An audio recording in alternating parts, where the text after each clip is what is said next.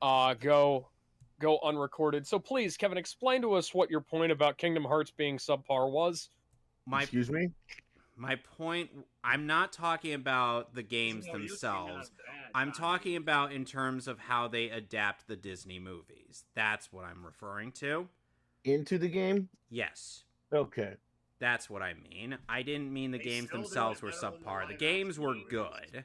It's just as the way they adapted certain stuff, like say a Lion King, The Nightmare Before Christmas, as Aladdin and Mulan, on with friggin' Shan Yu's army of rubber duckies. No, hold on, no. The Kingdom Hearts 2 stuff you're mentioning is cap. They improved on it. It can't be as bad as Pooh's Adventures, guys. What do you Pooh's mean? Adventures was not like a canon Wait, thing, what do you if know what I mean in by that? And a lot of the stuff they adapted from the movies in Kingdom Hearts 2 was not all that well done.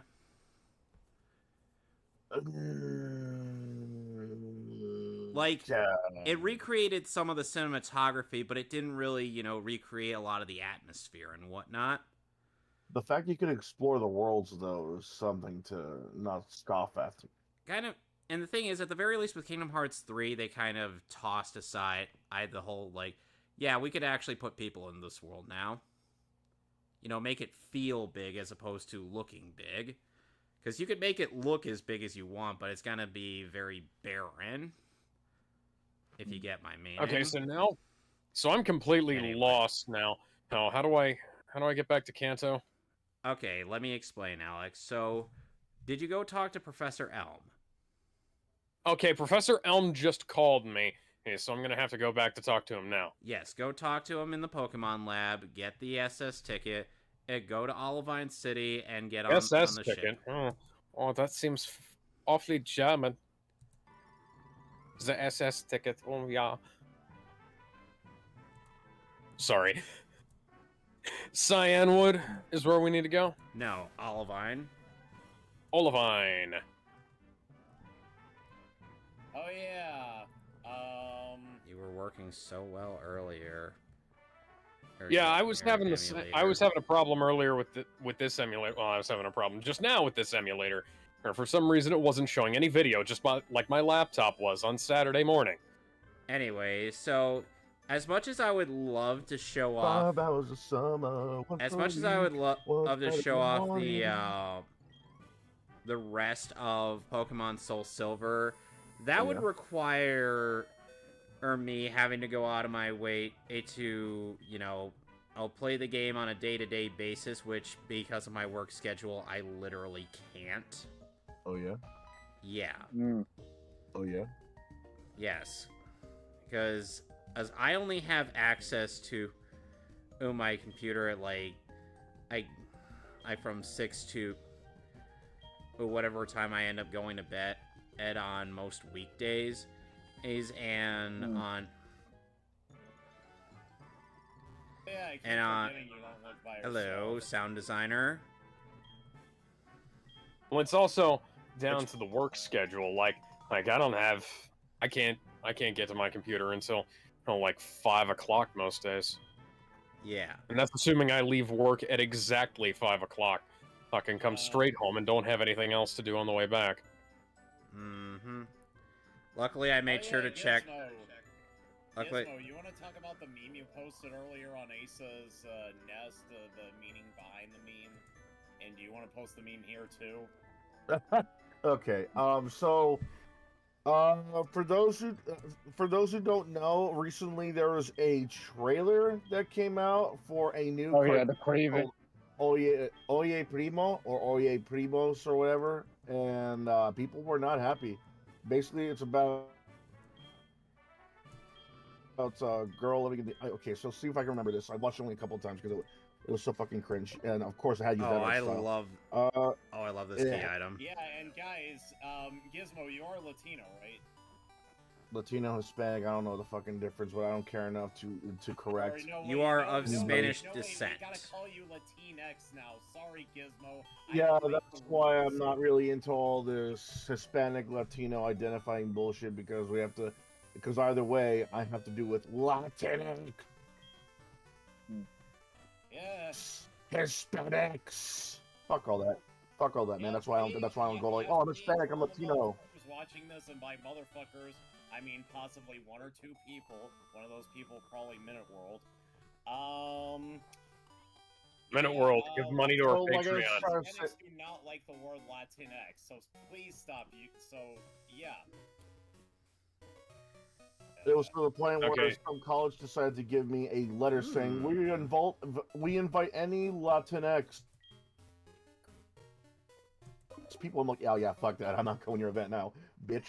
Yeah. So, like I was trying to say, there's this new cartoon that came out that was called Oye Primo. It's supposed to be about this Hispanic Latina girl that has her cousins moving into her house. And what people were pissed off at was not only was it the art style, because of course they had to use that art style, but also a couple of other things. Like for one of the girls is called Piquita, which apparently means little pussy in Spanish, and the other one is apparently because when someone took a picture of the crew that are working on the show, there wasn't a single person of color. And when I say this, it was a legitimate concern, because this is about a Latina girl, and nobody on the staff looked like they knew anything about Latino or Latino culture, because nobody looked like they were from any Spanish diversity and I'm talking like no one from Spain, no one from Guatemala, no one from Peru, no one from Mexico, nothing like that. And it doesn't look. And you could say I'm just judging them by their appearance. Yeah, okay, that's fair. But then you realize these are the same kind of people who will make people sound like they're speaking Spanglish by not really speaking Spanglish. English. So another when I say Spanglish, I mean like, oh, I have to go and visit my abuelito. No one really says it like that. What they say is, I have to go, and then they say the rest of it in Spanish. Or they say the first part in Spanish, and then they say grandpa. It's sort of like that. So instead of saying, oh man, I gotta go. Okay, I have to disagree with you there. I worked with a Puerto Rican girl, and she would do that. Okay, but that's just one. What I'm saying like, is replace random words. What I'm saying is a large majority of people that speak Spanglish would pretty much have half and half. They're not selective with their words, and sometimes they would even have to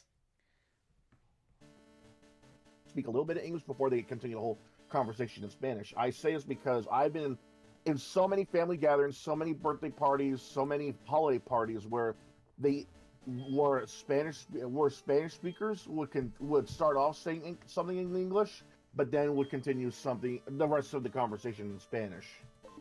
And I think it was my dad's. I'm going on my dad's side, improving my mom's side. Boom! Now I remember. And this would happen a lot, and I mean a lot, even with the people who were like English is their first language. It would happen constantly. And that's what a lot of people are catching on with. They're saying like, "Oh, no, this isn't really real Spanglish. This is just TV Spanglish."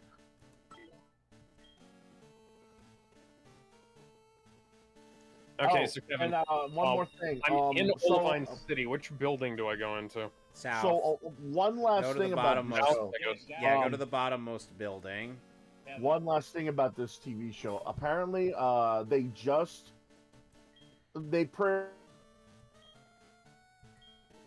much pulled a Bridget. I say this because they just announced that the reason why it's tiled the way it is, Oye Primo or just Primo, is because the main girl doesn't speak a lick of Spanish. So that's why it's pronounced that way. Oh, that's stupid. Yeah, that's why I say they pulled a Bridget. It's like, oh, she was trans. Funny. You didn't say that from the beginning. It's like, oh, well, she doesn't speak a lick of Spanish. Funny you say that now after all the backlash.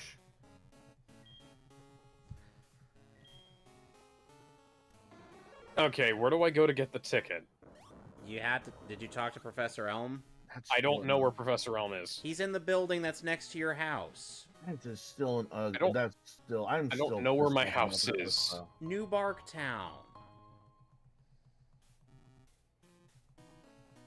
Gizmo, what did you think of Mucha Lucha back in the day? Because Mucha Lucha was badass.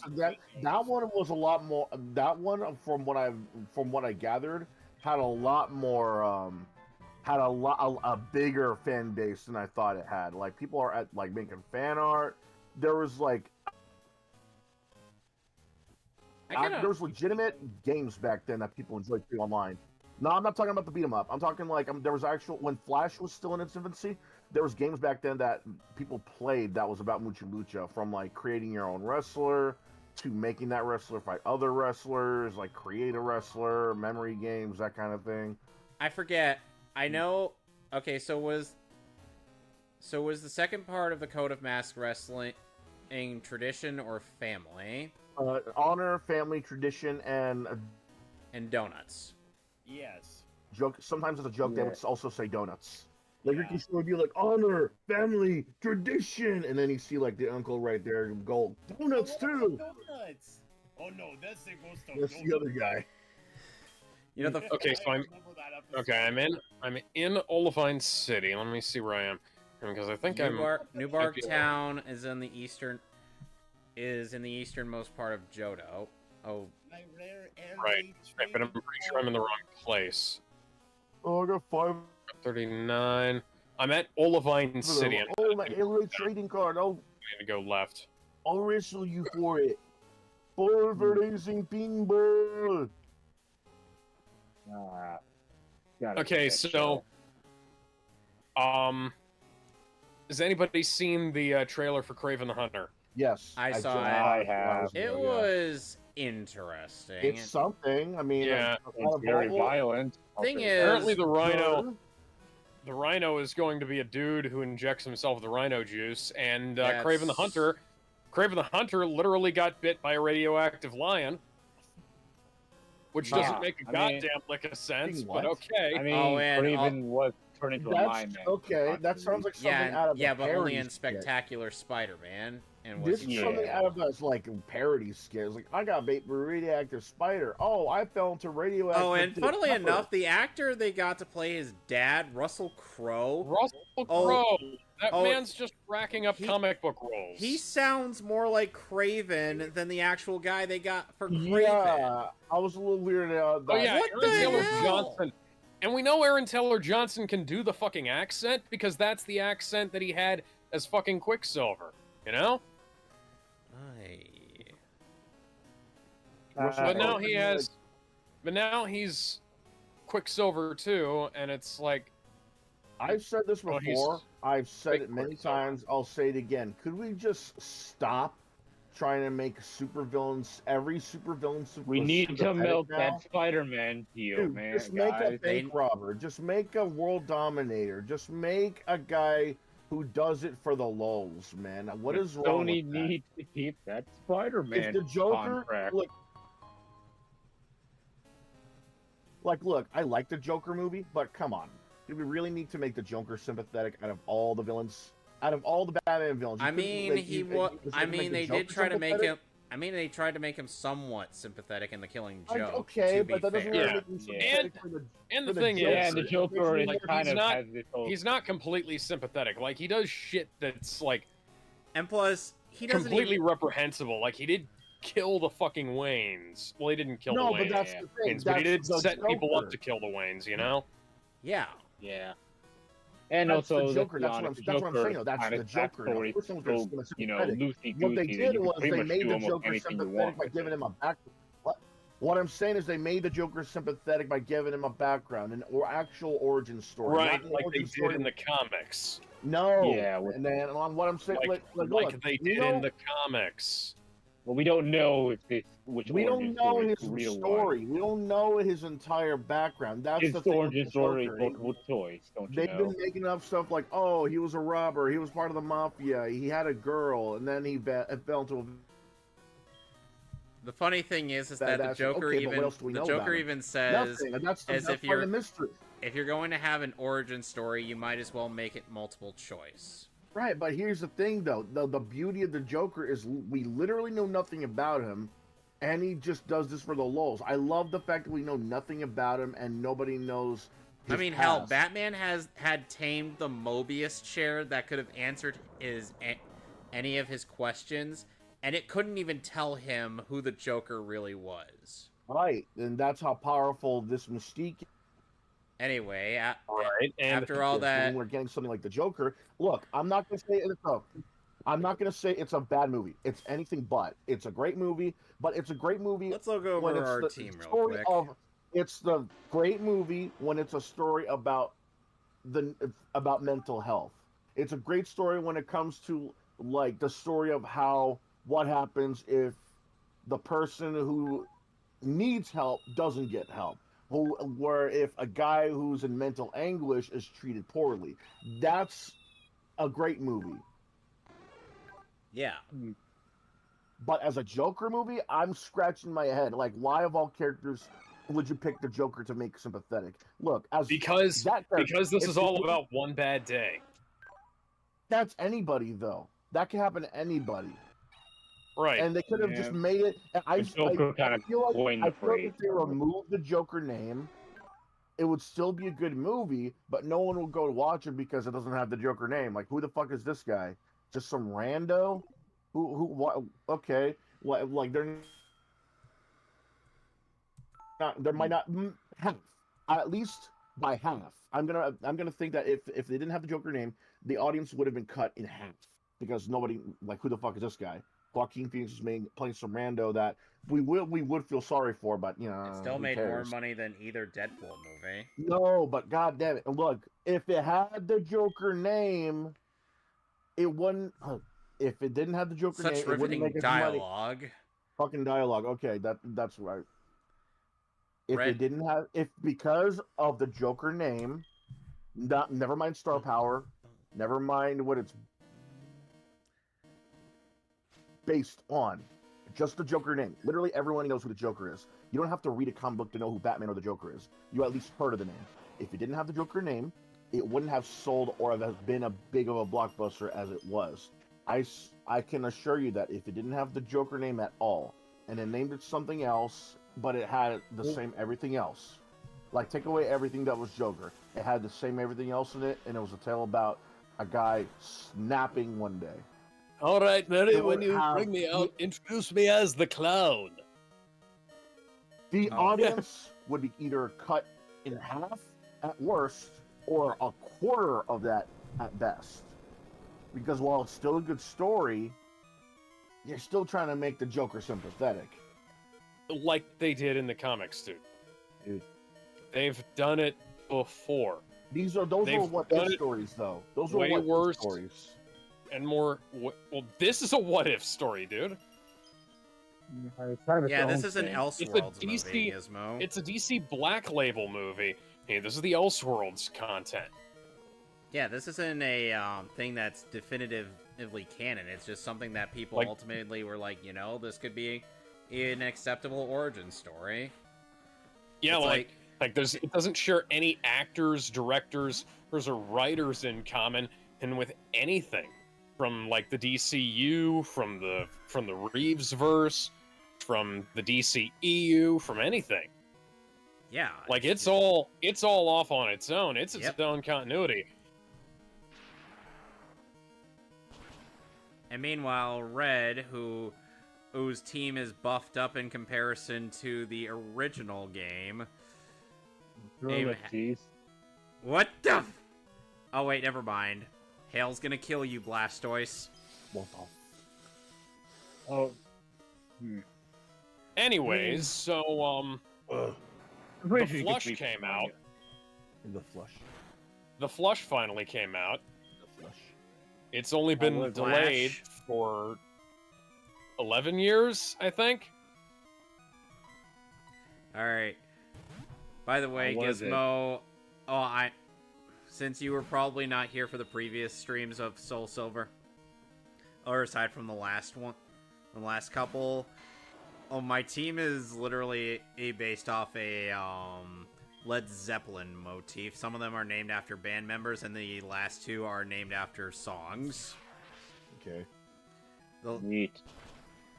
The two that are named after songs are my Gengar and Kingdra. Gengar is named after Stairway to Heaven, and Kingdra is named after Kashmir. Okay. I just think it's Because Alex was going with a Guns N' Roses motif for his Pokemon Crystal playthrough, so I figured let's go with a Led Zeppelin motif here. Okay. Oh, and my lead trainer is named Plant.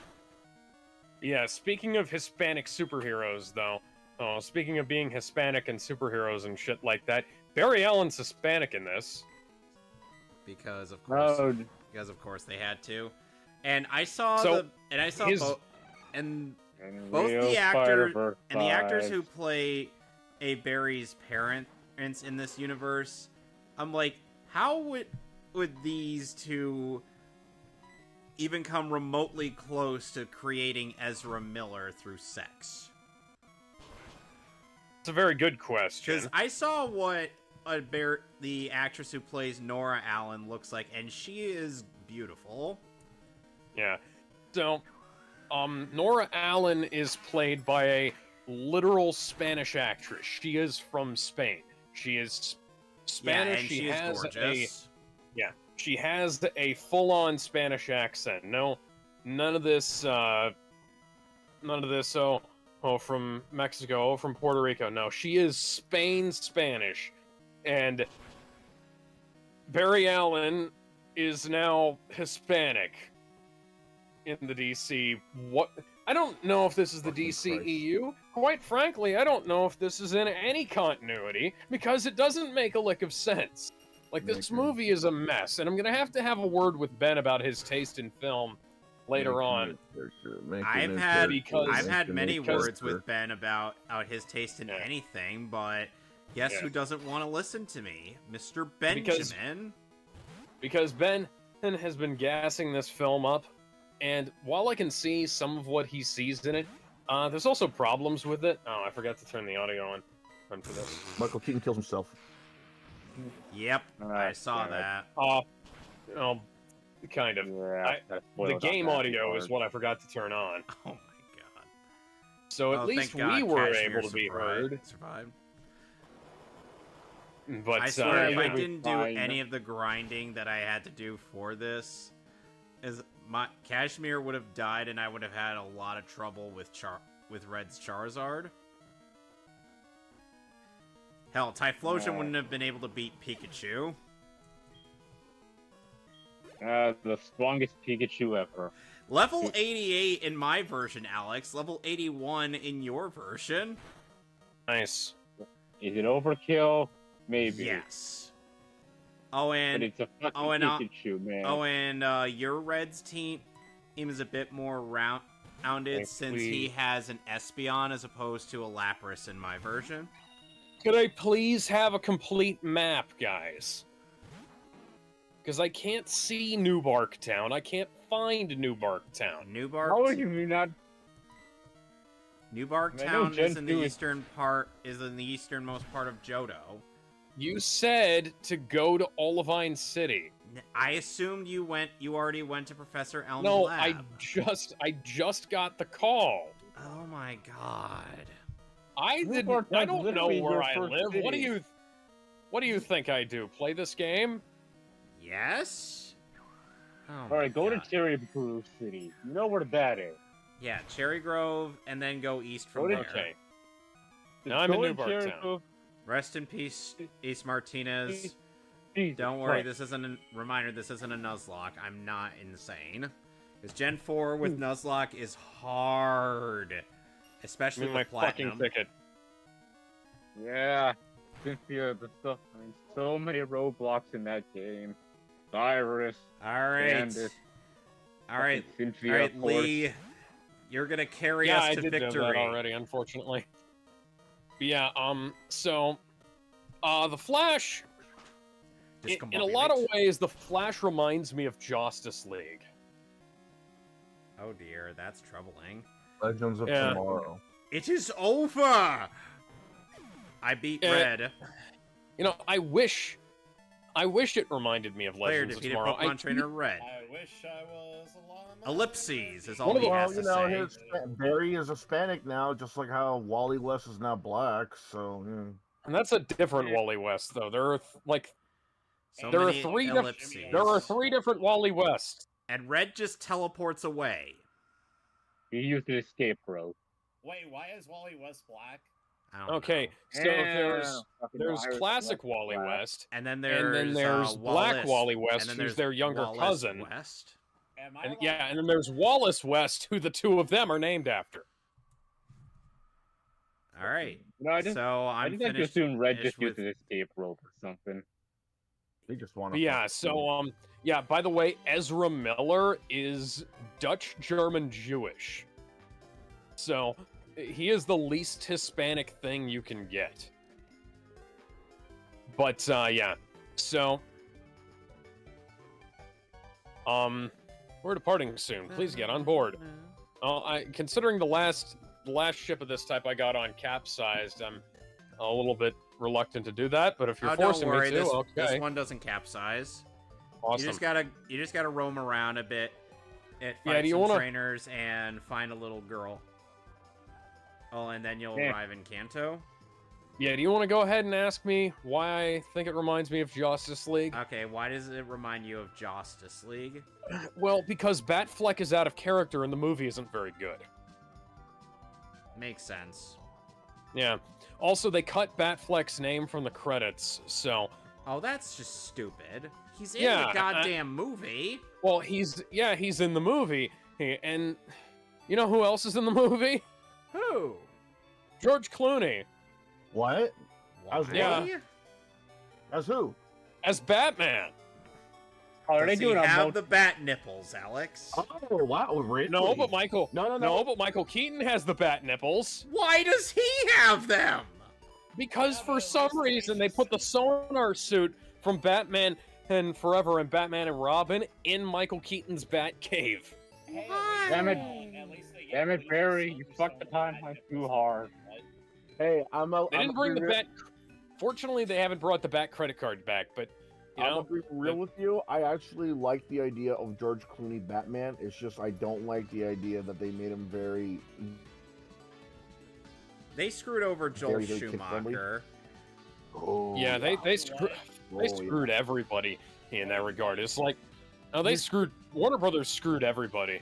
You They can't screwed have a over the Batman DC that's animated this universe. Or the You can't DC have a animated Batman movie that's this universe. scary because you know what will we put on the McDonald's Happy Meals? Fuck your Happy Meal. Yep. Fuck your. Yeah, Happy Meal.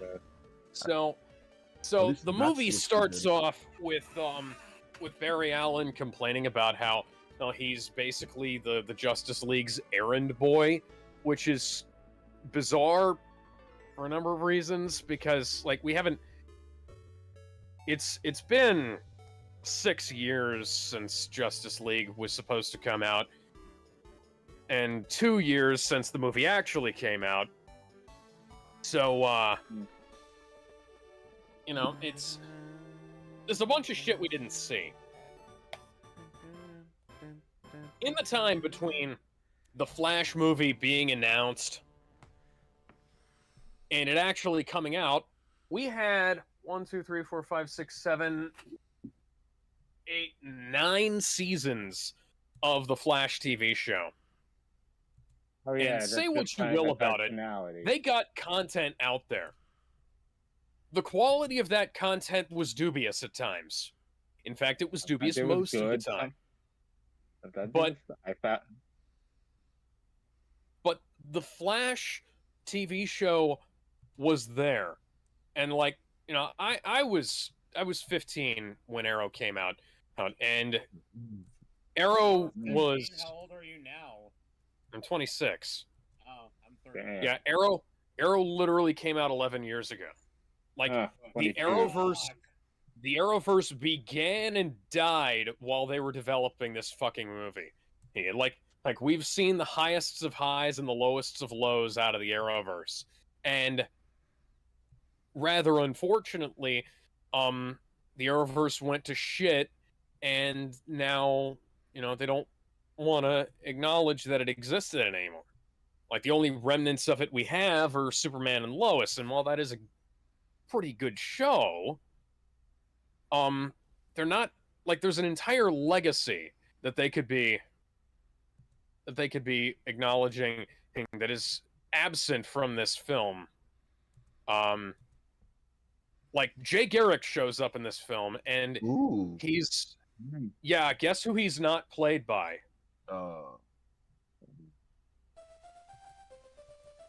A good actor. No. Oh, he's not played by the guy who played the Flash in. Oh, Froggy is trying to learn Hydro Pump. Should he learn Hydro Pump? Hi, my name is Frogger, and I run across the screen. That didn't answer my question, so I'm going to ask it again. And should Froggy try to delete an older move to make room for Hydro Pump? Remove the frog. Yes, because Hydro Pump is one of the most powerful all water type move.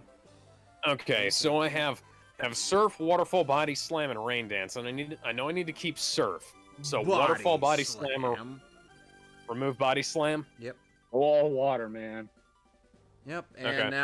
now, as I mentioned, I'm going to go back a whole generation in Pokemon. Yeah.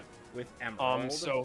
So Jay Garrick was notably played by the actor's name escapes me at the moment, but in the Flash TV show, he was played by the actor who played Barry's dad, who was also the guy who played the Flash in the 90s TV show, where Mark Hamill also played the Trickster.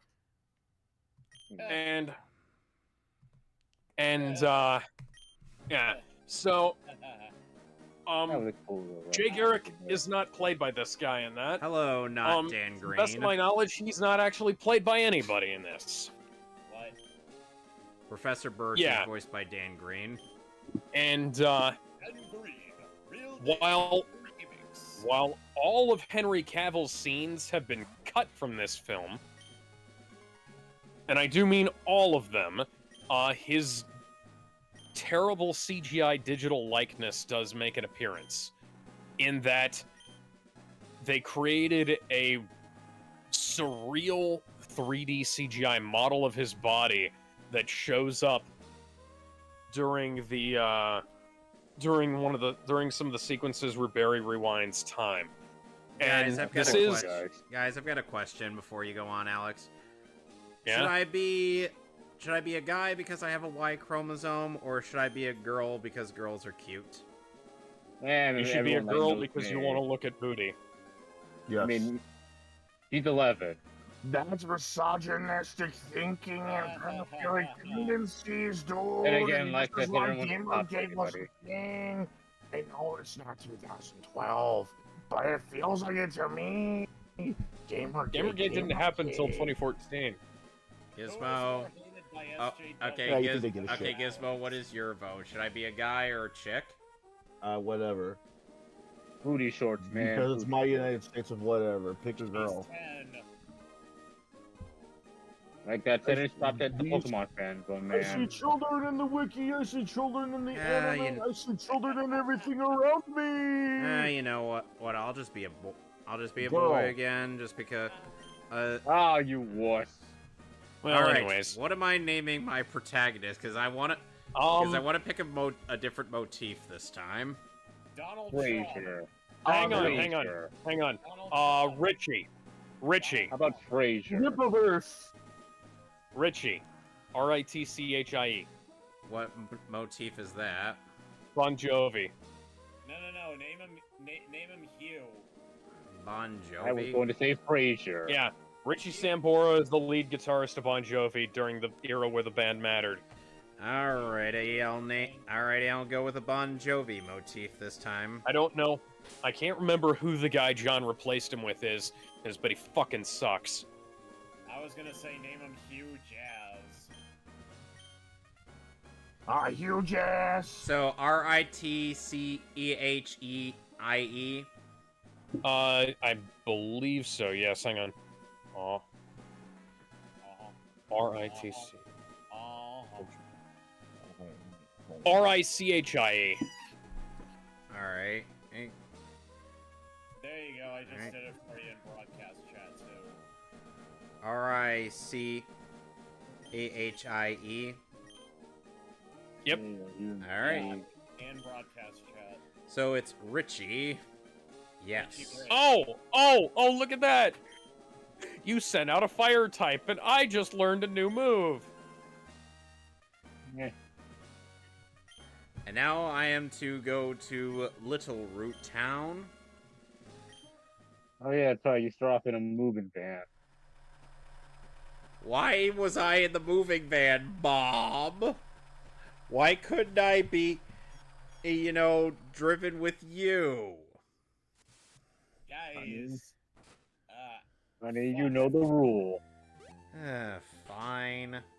By the way, in the manga, this guy canonically is Which named... manga? Anyway, as I was saying, canonically this guy in the manga is named Ruby, and he was initially from Johto. Ah, the Adventures manga. Okay. Yeah. Okay. Also, also he was a guy I that may have an affinity for battle, but he ended up wanting to be more for Pokemon contests due to an incident involving his friend Sapphire. Oh yeah, and then I guess May And Sapphire wanted to be tougher. Didn't she grow up in the jungle or something? Or Yes, it went through the jungle. We've got guns and nades. That's racist. Everything's racist, Gizmo. Didn't you get the memo? is it a racist? How is that racist? I don't know. They'll figure out a way to say it's racist. Everything is racist. Everyone's racist, dude. Richie, how do you Everyone's like your new racist. room? Good. Everything's put away neatly. They finished moving everything downstairs, too. Oh, Pokemon movers are so convenient. In Ruby and Sapphire, the movers were Machokes, but in Emerald, they're Vigoroths. That I kind of liked it when they were macho. There are Machokes in Omega Ruby and Alpha Sapphire, if that helps. And Ruby and Sapphire regular. Oh, I and remember them being Machokes in Pokemon Ruby. in very recent news, apparently there's now a lot of Rule 63 fan art of Miguel O'Hara's Spider-Man 2099. I Yes, posted- and it is I wonder it is why. glorious. I posted an image of that That in is waifu spicy. images, and I'm like Alex's ideal waifu. Yes. Because she's muscular, she's got a nice ass. What more could you want? If I wanted her, then I would have to ask Like- for the non-existence of Miguel O'Hara. Hmm. you go. There's I'm an about to I- go commit Think multiverse about it. crimes. Think about it. If you're dating Miles Oh, Morales, by the way, speaking of which, Okay, I then. saw Spider-Verse last weekend, Nice. Canon event. Nice. which was a canon event, by I'm the way. about to go breaking canon events so I can get arrested by her multiverse police. So would your punishment be death by Snoo Snoo? Yes. Anyway, should I pick up this item? Yes or no? Always. Picking up items is mandatory. It's a Pokemon game. Oh, never mind. It's an Hello. RPG. Oh, hi, May. Now go break into your friend's house. Yeah, what were you saying, Gizmo? no, nothing. No, the joke's now. Dead. Sorry. Dead. The joke's now dead. Anyway, back to Yeah, the flush. We took it out. Yeah, we took it out back and shot it with a shotgun. I'm sorry about That that. is no longer. Yeah. So the It flush. is no longer. It is dead. Yeah. So No longer a canon So the event. movie starts off with Barry and Batman responding to a crime by the Holiday Killer, who isn't committing a crime on a holiday and isn't, doing much. I would love to see what the people who hated Batman v Superman think about this action scene, because the things that happen in it are far more irresponsible than what happens in Batman v Superman. Alright, fine, because thou must. Because, like, Batfleck is not necessarily Batfleck's not necessarily doing anything too egregious here, but the Flash certainly is. The Flash is apparently, so the Flash has this meter on his arm that tells him when he needs to eat, kind of like a diabetic, but for when his speed starts to run out. And it's kind of neat that he has this thing. Thing is like, like my speed starts to decrease when I'm super hungry. It was like, you could justify that. It's like, oh yeah, we didn't see that in Justice League because it never came up. He was never really running for that big a period of time. But in here, it shows up. It's barely an issue, and then it never comes back. So, in other words, what you're saying is it's super easy and barely an inconvenience? No, what I'm saying is that it was completely pointless, and the fact that they even left this in the film with the amount of reshoots they did is baffling. Like, there's so Alex, many reshoots in this. Alex, we ended up killing Gizmo's jokes, and you killed mine. No, you no, snapped my joke's neck. Yeah, well, yeah, kind of like General Zod did to Supergirl. Wow, that's Dude. Yeah. Are you Chris Boers now? Anyways, so I understand. I understand what you were saying, but I didn't literally was to concentrate on something else. Yeah, it's one of those things where like I get it, but it doesn't even doesn't even work. Like, this shows up for this sequence at the hospital, and then it disappears, and it's never brought up again. Like once he goes back in time, he never has to like binge eat, and like younger Flash never has to binge eat to do it. And you know how Oh, I saw that clip go around. I'll come back to that. What was that shit?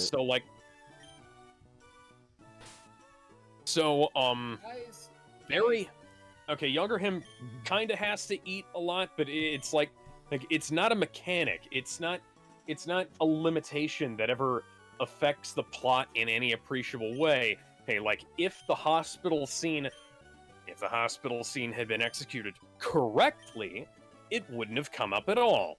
And I'm not saying this is a matter of, I don't like that they did this the way they did this. No, I mean, like, if Barry Allen had been paying the slightest bit of attention and doing his goddamn job, the hospital never would have collapsed. Because the Holiday Killer, like, stole some shit from, like, Gotham General Hospital. God only knows why he's in there. But apparently, he stole some explosive shit that'll blow up all of Gotham City if he drops it. And there's this whole action scene about Batfleck chasing down the Holiday Killer and his gang, and Barry's like, why am I having to clean up your mess? And then that never comes back. Like, there's a lot of stuff that just doesn't, that comes up, seems like it should be important, and then doesn't come back. It's like it literally feels like they spliced several different movies together in editing, but they all just happen to feature the same cast of characters, Wasn't the Holiday Killer Dent's wife to begin with? Okay, so, hang on. You're referencing the Long Halloween. Yes. Because last I checked, she was the Holiday Killer. Okay, so... Let's see. And...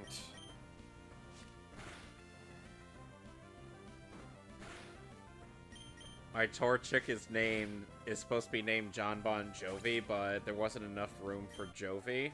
Oh, I was hoping you were going to name your rival John. I don't get to name my rival in this game. Oh, Yeah, well, try that's to keep me unfortunate. walking. Yep. So it's just John Bon? No, John Bon J. Okay. They Oh, fixed it in the re- I Yeah, really right. want to just see the Guardians 3 before I get to Spider-Verse and then so on. Guardians 3 isn't worth it. Let's see. It would be like I mean, now like, that Guardians free, but, first, like- and then Spider-Verse, and then Justice League, and then Transformers. yeah. Well, no, So, Transformers this is and how- then Justice League. Transformers was this is how- surprisingly good. Yeah, this is Alberto Falcone. He is the character. He was one of the holiday killers in Long Halloween. Long Halloween, yeah. Yeah, I believe in them. Yeah. You were almost gonna say film. in the manga. Fucking hell. Kind of. Jack Quaid played him in the Long Halloween. And guess who played Batman in that movie? Jensen Ackles. Yeah, and they were in The Boys together. And the funny thing is that Jensen Ackles is actually a really good Batman. Yeah. So yeah, so Al Falcone, aka, so he's the son of Carmine Falcone, apparently. So he's the holiday killer, and he's not doing anything that makes a lick of sense for him as a mafia boss or the holiday killer. In this movie, he's trying to steal this case full of explosives, and this case full of explosives is one of those things where Alfred says that if that hits the floor, it'll level all of Gotham, and then we never get that back ever again. Like, that never shows up. Like, I don't understand this. And then, like, so Batman and the Flash are like running these guys down. They almost get it. And there are so many times where you're watching the movie, and because Superman is such a big aspect, such a big backdrop of this film, you're constantly wondering, where's Superman? Where's Superman? Where is Superman? Because this is allegedly a Justice League operation, and Wonder Woman is late for the Justice League operation. Martian Manhunter is nowhere to be seen. Cyborg is nowhere to be seen. Nobody. Like, no Jon Stewart, no Hal Jordan, and no fucking anybody. It's Batman, it's the Flash, it's fucking Wonder Woman, and no Captain Marvel and the Marvel family either, or none of those guys are here. God, they Is did it it. Captain like, Marvel and Marvel? No, we're talking. Now we're talking about Zachary Levi. And while it may be a blessing that he and Ezra Miller were not in the same film together, the fact that he's not in this movie is kind of an issue. Aquaman is in this movie, but that's not exactly the best portrayal of the character, I have to say. And Tamir Morrison is in this movie, and his dog is named Arthur. And I said, hey. As well. What a wonderful kind of day. Wonderful day. Yeah, Aquaman. Aquaman's kind of not. Aquaman might as well not be here, He got drunk at the end of the movie and then collapsed. Yeah, and the fact that he's not here is also an issue. There's just so many places where Martian Manhunter, Superman, and Cyborg and Aquaman could have solved this problem, and then solved the problem of this high-speed car chase that has a lot of collateral damage. Then left me asking, collateral damage? What's that? One of our All famous of the running film, gags. like yeah, it's like it legitimately, it was like that. Oh, I received the metal coat, but the thing was, this is like a legitimate issue because they've been bitching about this. People working for DC bitched about this, and now they make this movie under like 2-3 different aspects of a new regime, and there's still like shitloads more collateral damage than there was in Batman v Superman. And like they said Batman was irresponsible in that film. I'm like, oh dear God. Like this has got fucking nothing on the shit the Flash does. Although I do have to admit, it was quite daring for them to have a true-to-life depiction of Ezra Miller's war with Hawaii in this film. God damn it. Just occasionally going out there with a damn Glock and just shooting everybody. Just like with what Mahler did it to Miller and Amber Heard in his ZSJL video. That was no way, it wasn't in Miller, or it was Movie Bob. Still, that was epic. But yeah, so Barry feels like he's being taken for granted, and he's working, basically doing bitch work for the Justice League and at the crime lab. And it's like, oh, my boss is being irresponsible. Oh, Sanjeev Bhaskar, a British Indian actor, who plays the crime lab director for the Central City Police Department. Yeah, I was gonna say Central City. Yeah. Like he. Sorry. Like he's got this whole thing where he's like, oh, we're so far behind on cases, and you want us to spend more time on each case? Get real, Barry. And you're like, we gotta close these cases. And that doesn't ever come up ever again. Not at any point in time. I'm like, oh, Barry Allen's always late. Har har, the Flash. And she's late to shit. Barry Allen's always late. Har har. What? That's a thing that comes up during the time in the crime lab. Barry's always late. Har. Like that was like a one-off joke in the Flash TV show. And thankfully it never came back. Not really, anyways. Barry's always late. Now that I have the running shoes, whee! Vermilion City Pokemon Gym. The Lightning American owns this gym. Oh, by the way, Alex, there's no need to do any of the trash cans in your version, because they don't have that at there. Cool. They have them in the Eevee version. So, yeah, so there's this whole thing where Barry feels like he's being taken for granted by the Justice League and by his job, and they're basically making him do bitch work, and he's trying to solve the case with his dad and get his dad out of jail and all this stuff.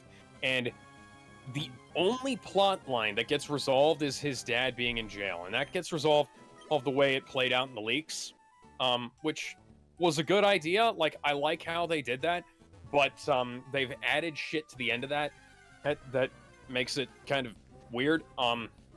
So what? This is for you. Don't worry about it. I'll get to it at the end. So I'm gonna take a drink of water now.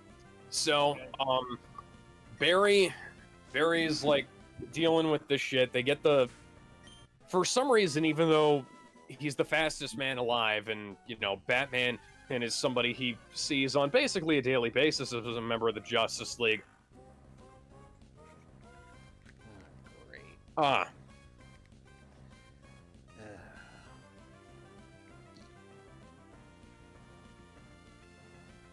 Batman mails him a flash drive with the enhanced security camera footage from the grocery store where his dad went to go get, you know, the canned crushed tomatoes. And you know, it doesn't, the footage doesn't show Barry's dad's face well enough for them to get him exonerated. And excuse me.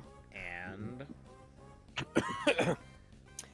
so Barry goes back to his childhood home after the weird fucking sequence at the hospital where he can't, like, for some reason, despite the fact that in Justice League he was, like, gathering people up and moving them along at like hypersonic speeds. Apparently he can't touch people or animals now, which doesn't make a lick of sense. And then Barry, Barry just goes ahead and touches somebody later on in the film anyways, isn't it? And by the way, Alex, even hypersonic speed is underselling how fast the Flash is. Oh yeah, no, I understand that. But yeah, he touches himself later on in the film, and all he does is throw up violently. So Barry Allen touches himself very quickly and throws up. I mean, they don't call him the fastest man alive for nothing. But seriously, so like all he does is throw up, and honestly, like babies throw up all the time. So if you wanna bitch about like I'm pretty sure a mother would rather have a baby that vomited all over itself than a dead baby, because the children's ward of this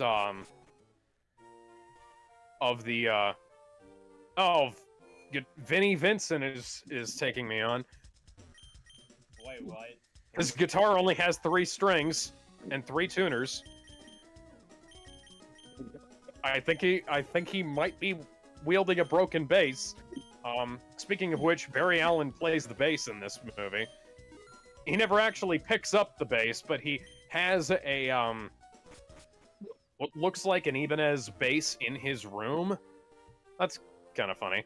But yeah, so Barry, in the process of saving all these babies, Barry has to binge eat out of a vending machine to get his speed back, and that's kind of a neat visual. But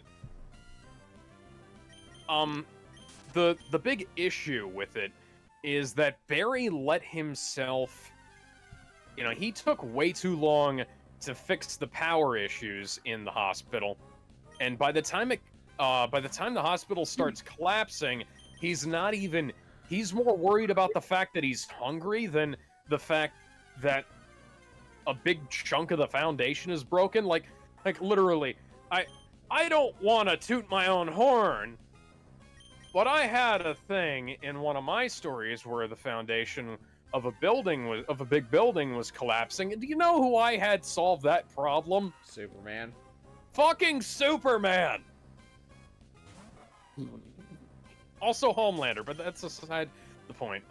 So the point is that like the fucking for some reason then Barry lets the fucking building collapse, and rather than running around inside before it collapses and, you know, having ourselves a little sweet dreams are made of this moment, Barry just kind of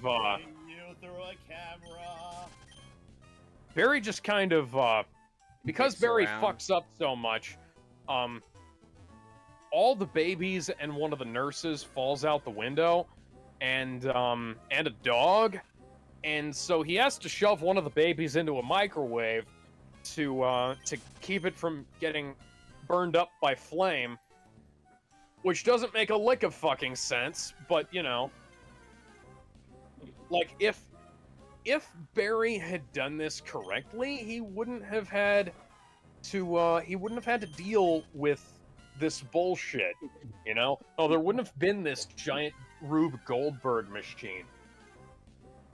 Jake Sheridan asks, would you kick a cat for 5 cents? Fuck you. Would you pick a cat for 5 cents? Fly kick a cat for 5 cents. And fuck you. No, I wouldn't. Oh, it's a level 44 Raichu. Yeah, Lieutenant Surge's team is scaled to the two before. Oh, would you look at that? 3/4 of its health bar is gone. Oh, unfortunately, 90% of my health bar is gone now too because I'm using a water type. Why do you insist on using a water type in an electric type gym? Now, Froggy just happened to be at the head of my party. You could have swapped him out. I wanted to see what would happen, and he'd won every fight up to that point.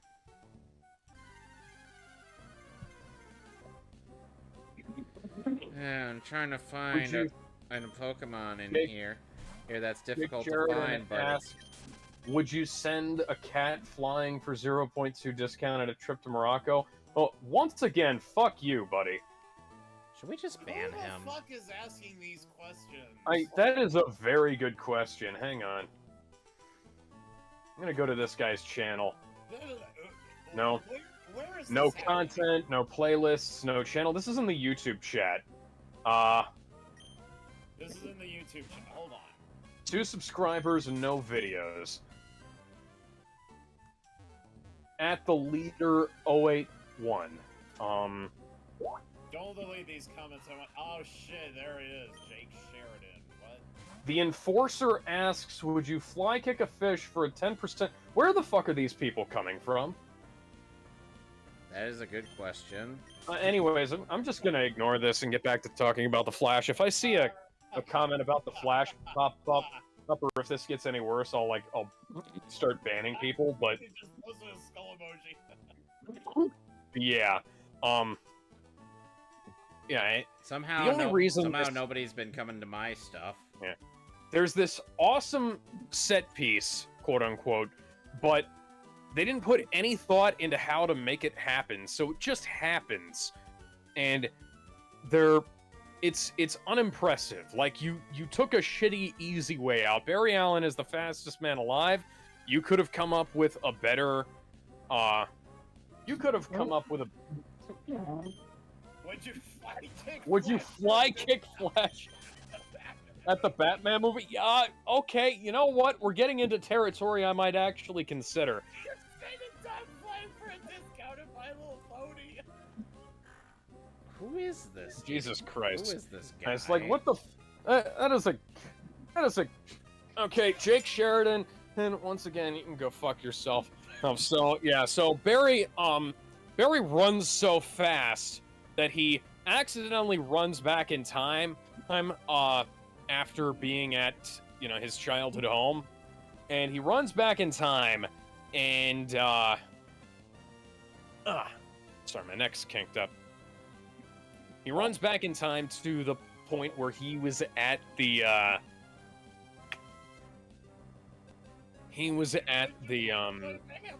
hospital. What the fuck, dude? I'm reporting this guy. Yeah. What Okay. the- At this point, why? I'm gonna fucking ban you. This is Man. this is a question.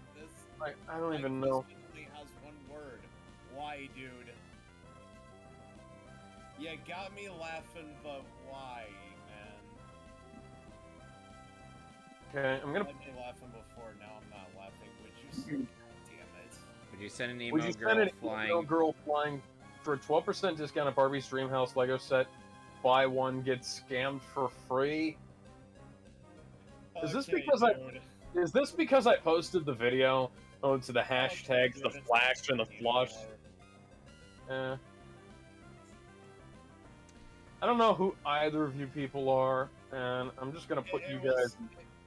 It was I'm funny gonna- when Alex noticed and told people to go fuck themselves. Yeah, I'm gonna put you guys in timeout, and if you don't learn, I'm gonna ban you. Now it's not funny anymore. Yeah. So anyways, yeah, so Barry figures out he can go back in time, and Batman, If I because could turn Batfleck- back time. Yeah, Bum. Batfleck shows up and says, No way.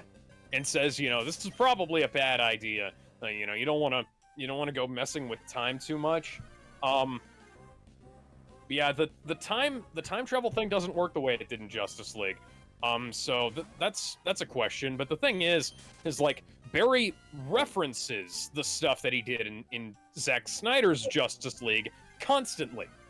But he also says, "Oh, I can't, you know, hold on to people and run really fast. I can't, excuse me, I can't, like," but then when he turns back time, it doesn't look the way it did.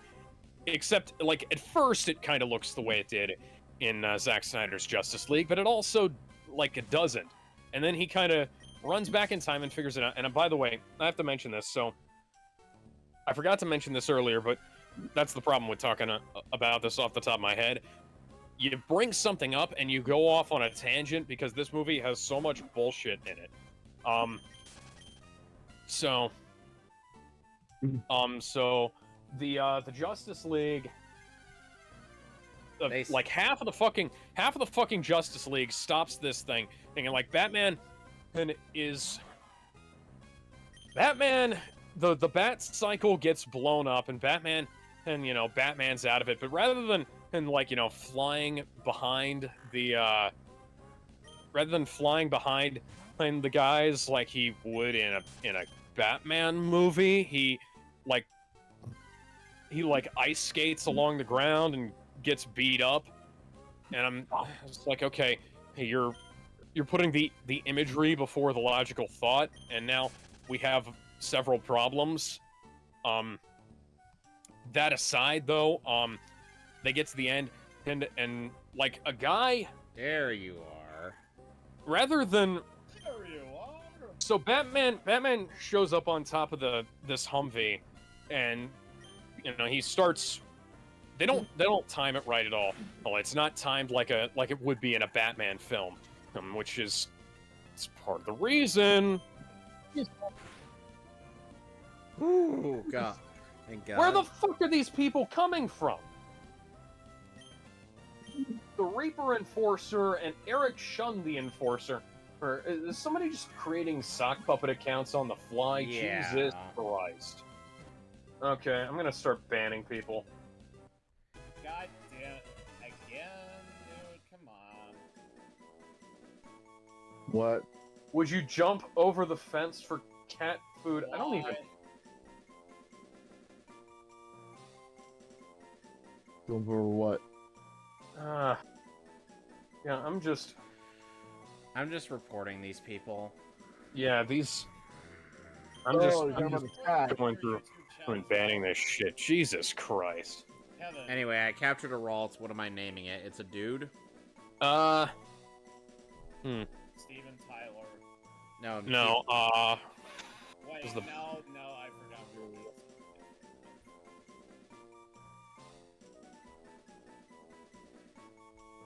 Hang on.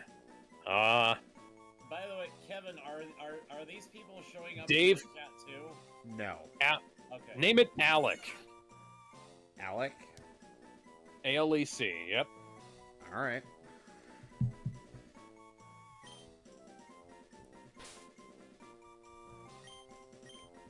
So yeah, so... You know the grappling gun that, That Batman's known for? He's back. Yeah, the grappling gun that... The personal enforcer says, keep crying it sped. Okay, I'm not sure what... Motherfucker, you're the guys posting about fucking animal abuse in the chat. You goddamn retards. Alex, what were the questions again? that they would ask? We're not dignifying them. This is just a bunch of bullshit. Like, You know, credit where it's due. We've been at this for over a year now, and we haven't had an influx of complete nonsense in the chat except for those sex bots we occasionally get. So, I guess we get to cross this one off of the bucket list today, guys. Well, anyway, first Pokemon trainer, it's a youngster who has a Poochyena. Cool. And I summon my Ralts in attack mode.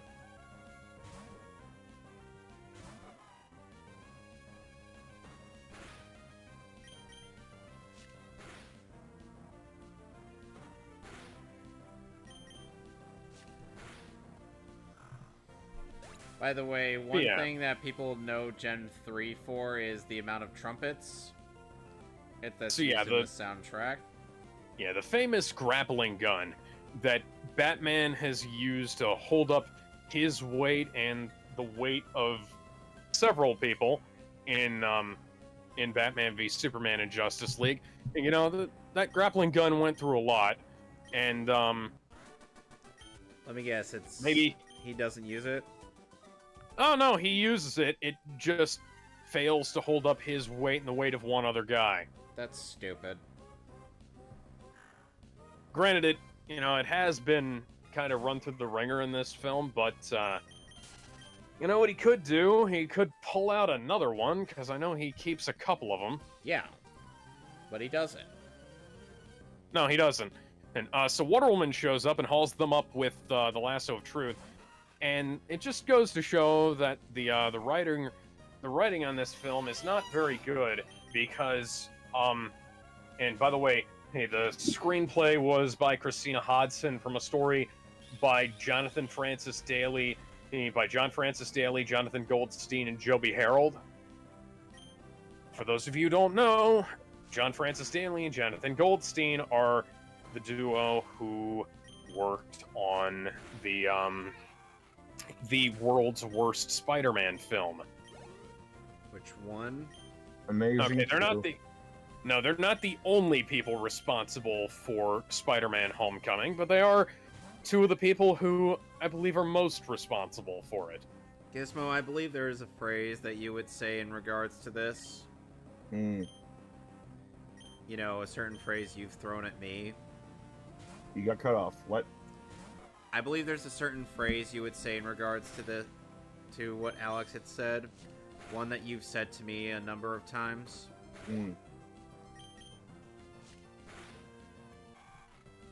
Anyway, so Batman says something that Batman would never say. And he says, so my ego is too big to say thank you to Wonder Woman, even though, Batman said thank you to several people over the course of Justice League and Batman v Superman. Whatever happened. Honestly, the only person I could imagine him saying that to is Amanda Waller. Certainly not fucking Wonder Woman. And this whole cringe scene of all of them, of a bunch of people, touching the lasso of truth, trying to get it off of Batman's wrist, and that winds up becoming really cringe. I believe Barry said something about Diana having a nice rack. I mean, she does. It wasn't as funny as it was in the animated movie. I'm not disagreeing with Barry here, but... Yeah. So anyways, Barry goes back in time to the 1990s, and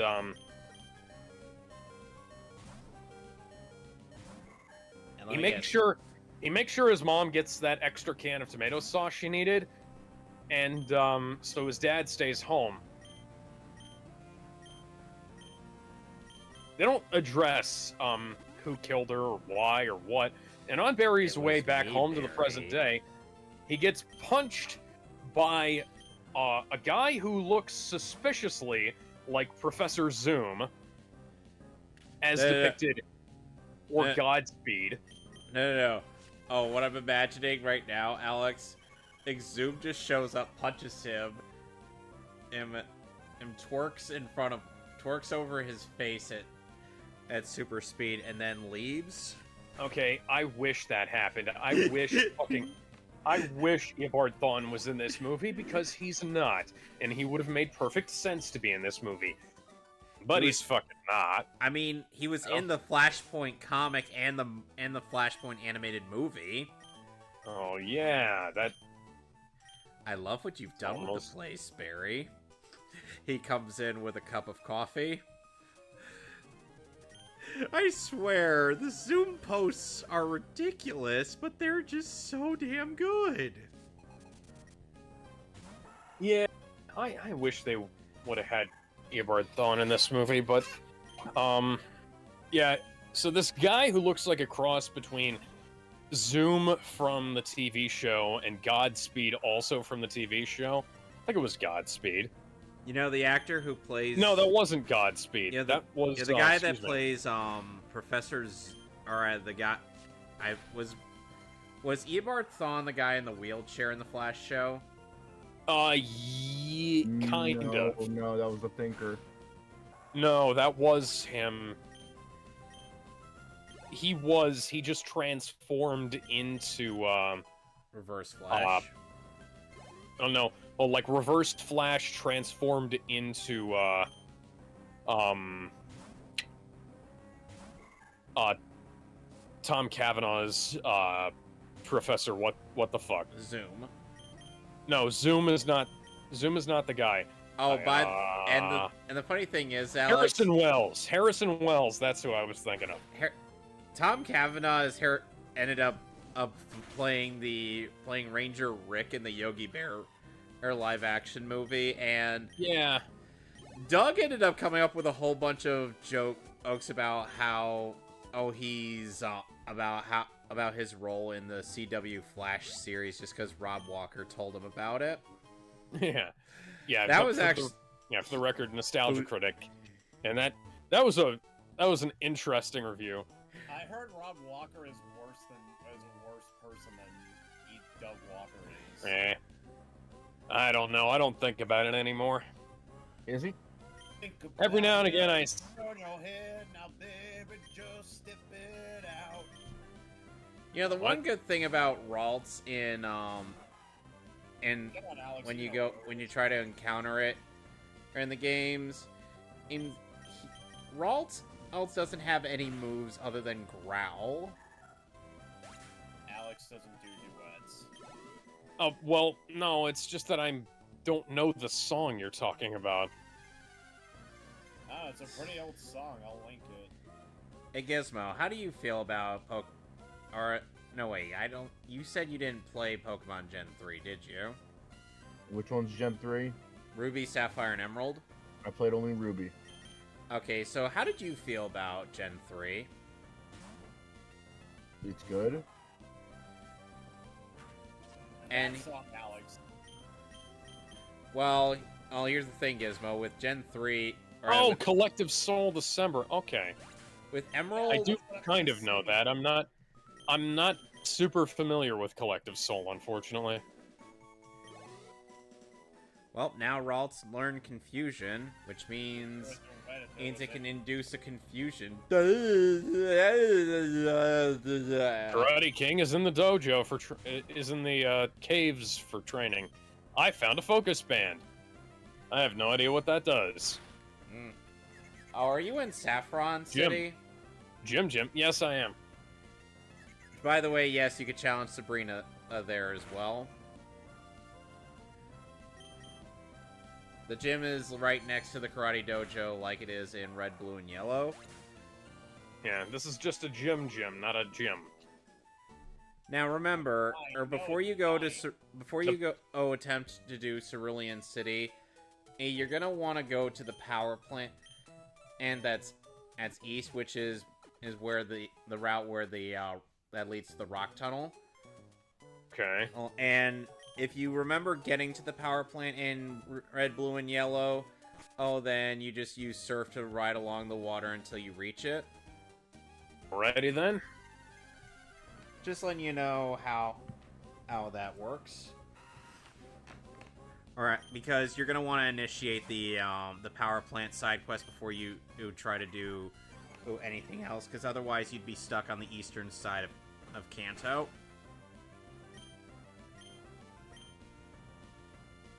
Okay, well,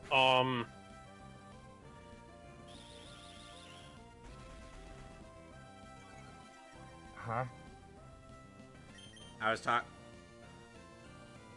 Anyway, back to the flush. Uh-huh. Yeah, so the Flash decides to throw caution to the wind because his dad's appeal's coming up and they're not going to be able to win it. So he's just like, oh, fuck it, I'm going to go back in time. He gets his mom the tomatoes that she was going to use for whatever the fuck sauce she was going to use. I don't know if it was supposed to be salsa or spaghetti sauce or what. But yeah, so he goes back in time, makes sure she gets the sauce. Somehow that means she doesn't get murdered. Somehow. Because, you know, I kind of get the feeling that, that Thawne would make things even worse for Barry by killing both his mom and dad. Yeah, so, Henry Allen. And I kind of don't feel like either any of the three versions of Henry Allen we've seen lately would be a physical match for Eobard Thawne. Maybe he just has too much big dick energy. And that scared away the, you know, Mr. Zoomy refers Flash. Imagine if live action Eobard Thawne is played by C. Thomas Howell, his most well-known voice actor. That'd be interesting. So he could. Yeah. No, I'd like to see that. Anyway. But Barry gets punched out of the time stream on his way back to the main timeline by a guy who looks like a combination of I'm gonna have to look up the exact name. Somehow Barry gets punched out of the timeline. The timeline... Yeah. Savitar, that's who I was thinking of. No. Oh, here's what happened. The timeline was kind of getting tired of having sex with Barry and is like, you know what? I think we should see other people. I think you should see another timeline, and I should see a different speedster, or with a slightly smaller penis. She then proceeds to see Wally, who has a much bigger penis. Oh, no. Like a virgin. But for the very first time. But then again, Wally would actually, you know, be able to pleasure the timeline to the point where she doesn't need a second and her third time. Yeah, you shook me all night long. I'm not in key on that, but fuck it. Neither was Axl Rose when he sang it. Hey-o. Alex, can you confirm this news? Butterbean. The Butterbean news. What about Butterbean? Go look in the broadcast chat. I need you to fact check something for me.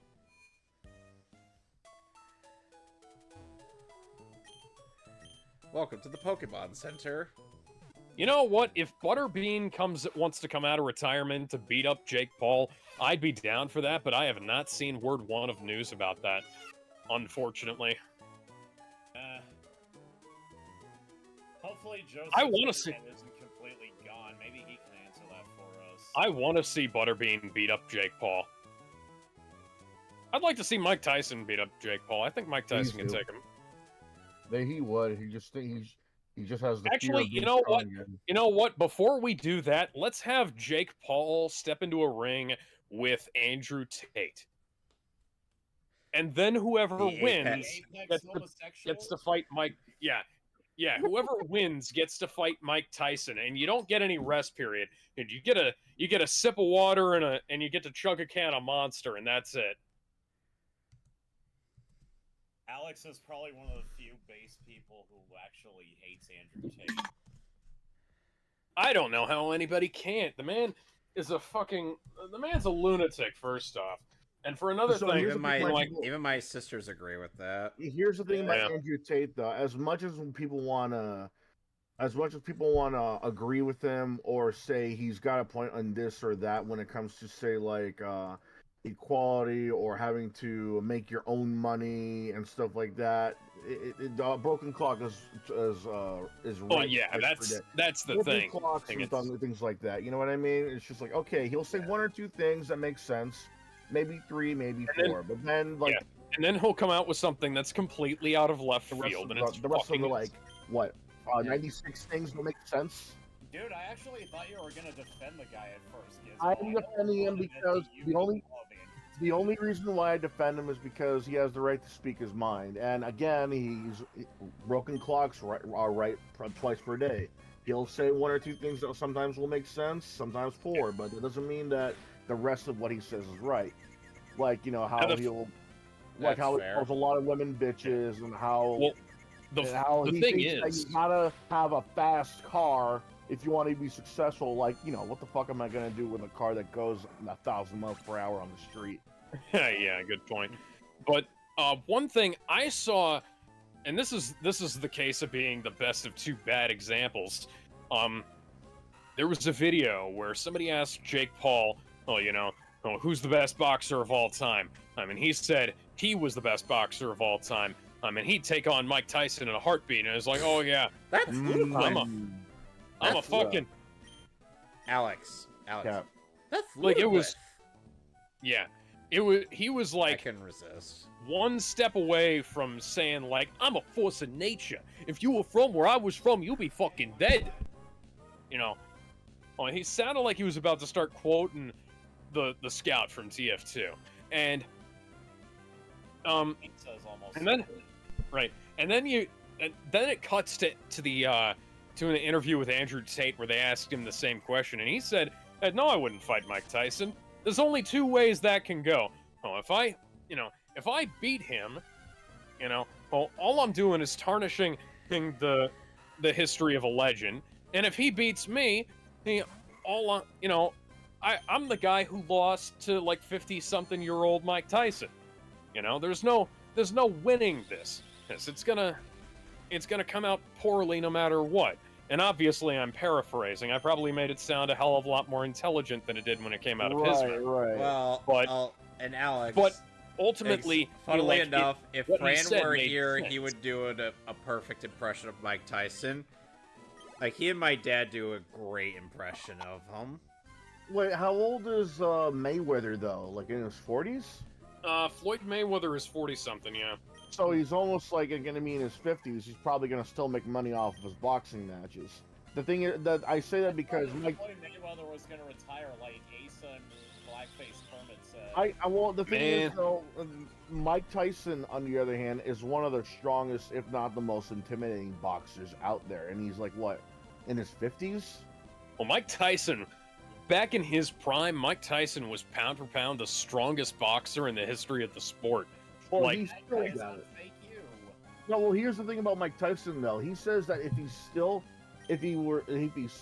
worked out, he would have still boxed. I'm paraphrasing as well, but here's the thing though. He stopped working out altogether because apparently he said something along the lines of it made him arrogant, it made him dangerous, it made him an asshole or something like that. While Mayweather, he's still working out. I feel like if Mike Tyson never, and I mean never, stopped his workout routine, he would have. Hey, Sabrina. He would have still been the king. The teenage bitch. And I made that joke already. Come on, man. I would have loved to see him beat the shit out of any of the Paul brothers, because neither of them know when to shut the fuck up. Like, okay, when they're running their mouths, sometimes a smart thing will come out, but it's just as many times situation. Yeah, it's another broken clock situation. They spout out as many smart things as Tate does, because they made Prime, they put it out in the market, they made money off of it. They knew how to cater to the YouTube algorithm. They knew how to cater to.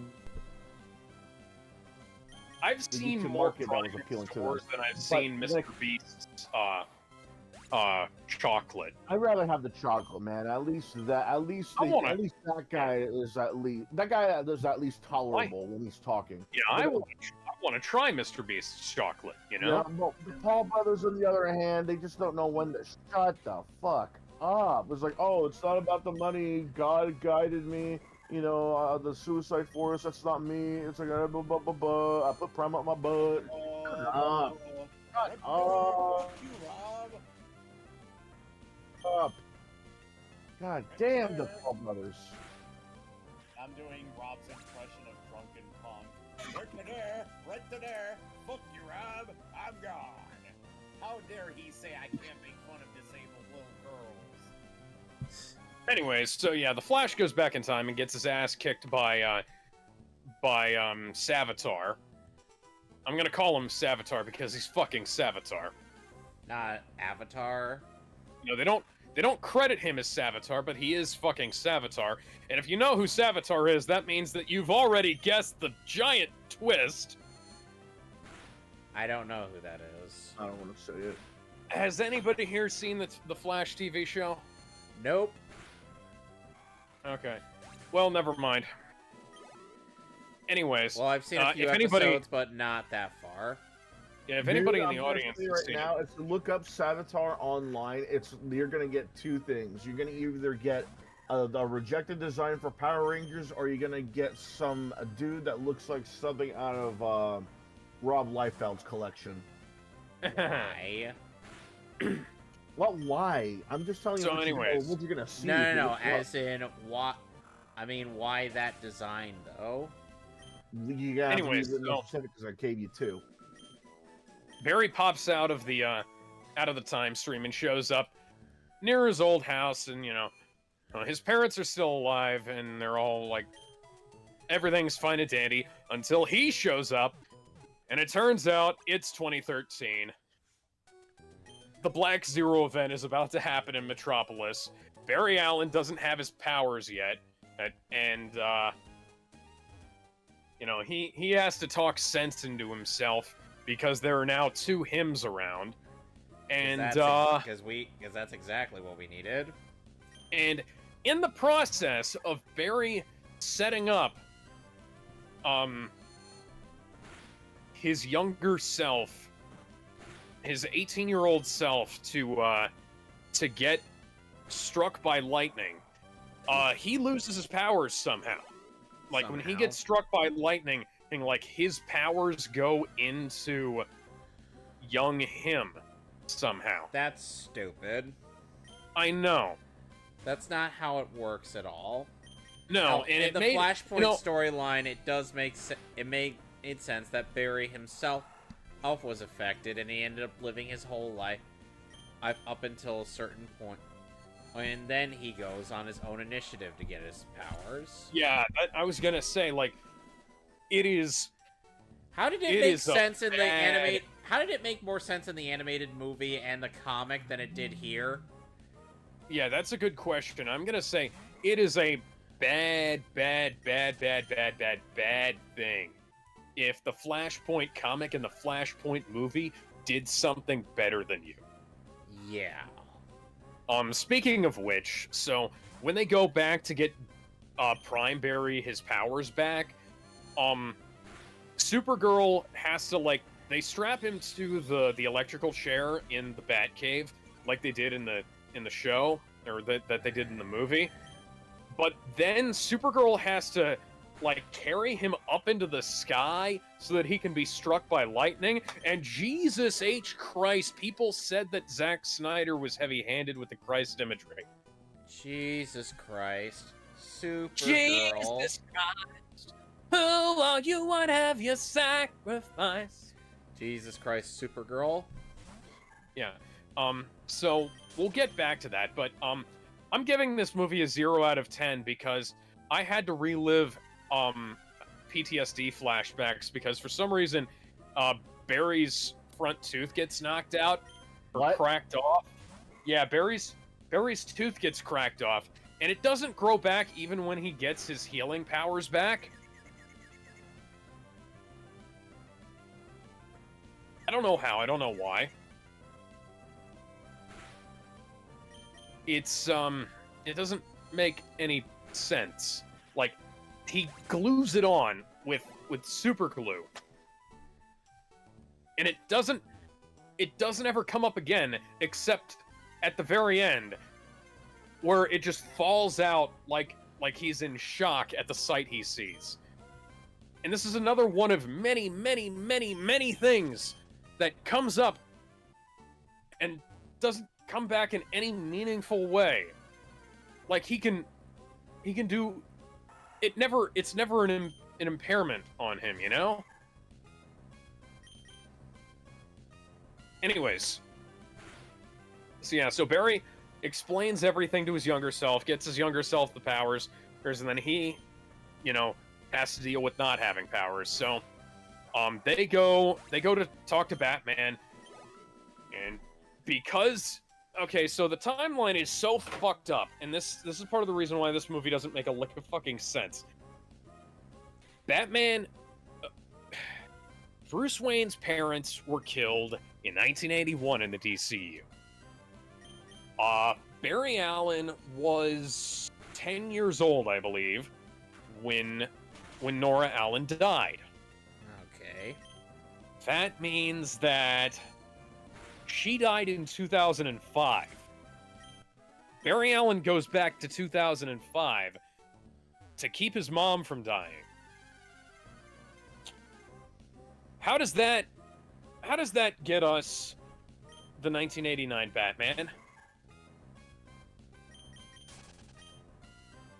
Got me there. Because Michael Keaton is Batman here, and you know it's kind of interesting, you know, to see all this old Batman shit again, even including shit that and he doesn't know anything about Superman, even though George Clooney, and Val Kilmer referenced Superman a couple of times in their movies, not directly in the Burton films, but this is why Superman works alone. Yeah, not directly in the Burton films, but you know, it was close enough. And then the Schumacher films had several direct references to Metropolis, Superman works alone, that kind of thing. And George Clooney is in this movie, so. Alrighty, I'm back, and I got my pizza. What kind? The only way that could really work is if Batman existed in his own universe and Superman was a fictional character through it. Kevin's gonna kill me, but I got Little Caesars. Nice. What kind of pizza did you get from Little Caesars? I got the Marsh Badge. God, what did I get? What do they call it? They call it the Old World Fanceroni Pepperoni. It's really good. Okay. Marsh Badge draws out your subliminal powers, although I failed to accurately predict your power, so I don't really know if this has any use. For some reason, Anyway. it's got nothing to So do they go- with the fact that I ordered a chain pizza. Yeah, so they go talk to Batman. Batman is a crazy old hermit with a giant beard who beats them up, and then they talk sense into him, and he's like, okay, hey, I'll help you. I'll help you break this Superman guy out of a Soviet-Russian prison. The Soviets still exist for some reason. Barry Allen's... 2013?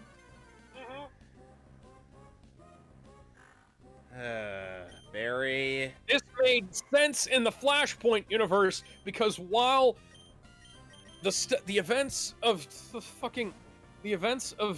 the DCU take place closer together in Flashpoint,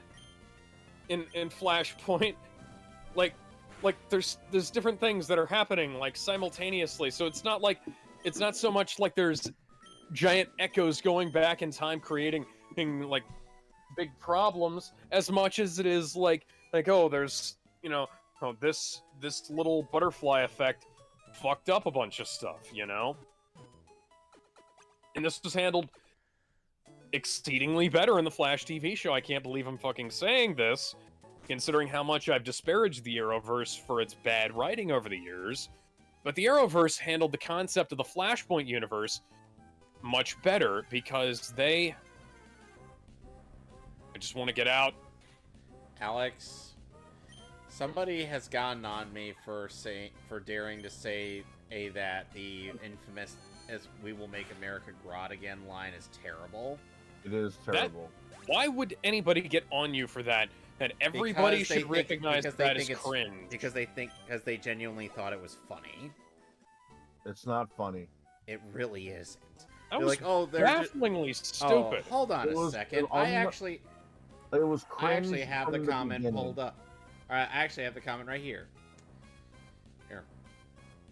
I said a professional screenwriter wrote this. The show director approved of this, and voice actor David Sobolov voiced this, unironically given his political stance. This is how far we've sunk in terms of show quality, people. Well, someone's like, what makes you think the show ever considered itself seriously? It just embraced the wacky nature, and it works. If you want on worse writing, look no further than the Flash TV show. No, the Flash TV show was not as bad as Legends of Tomorrow.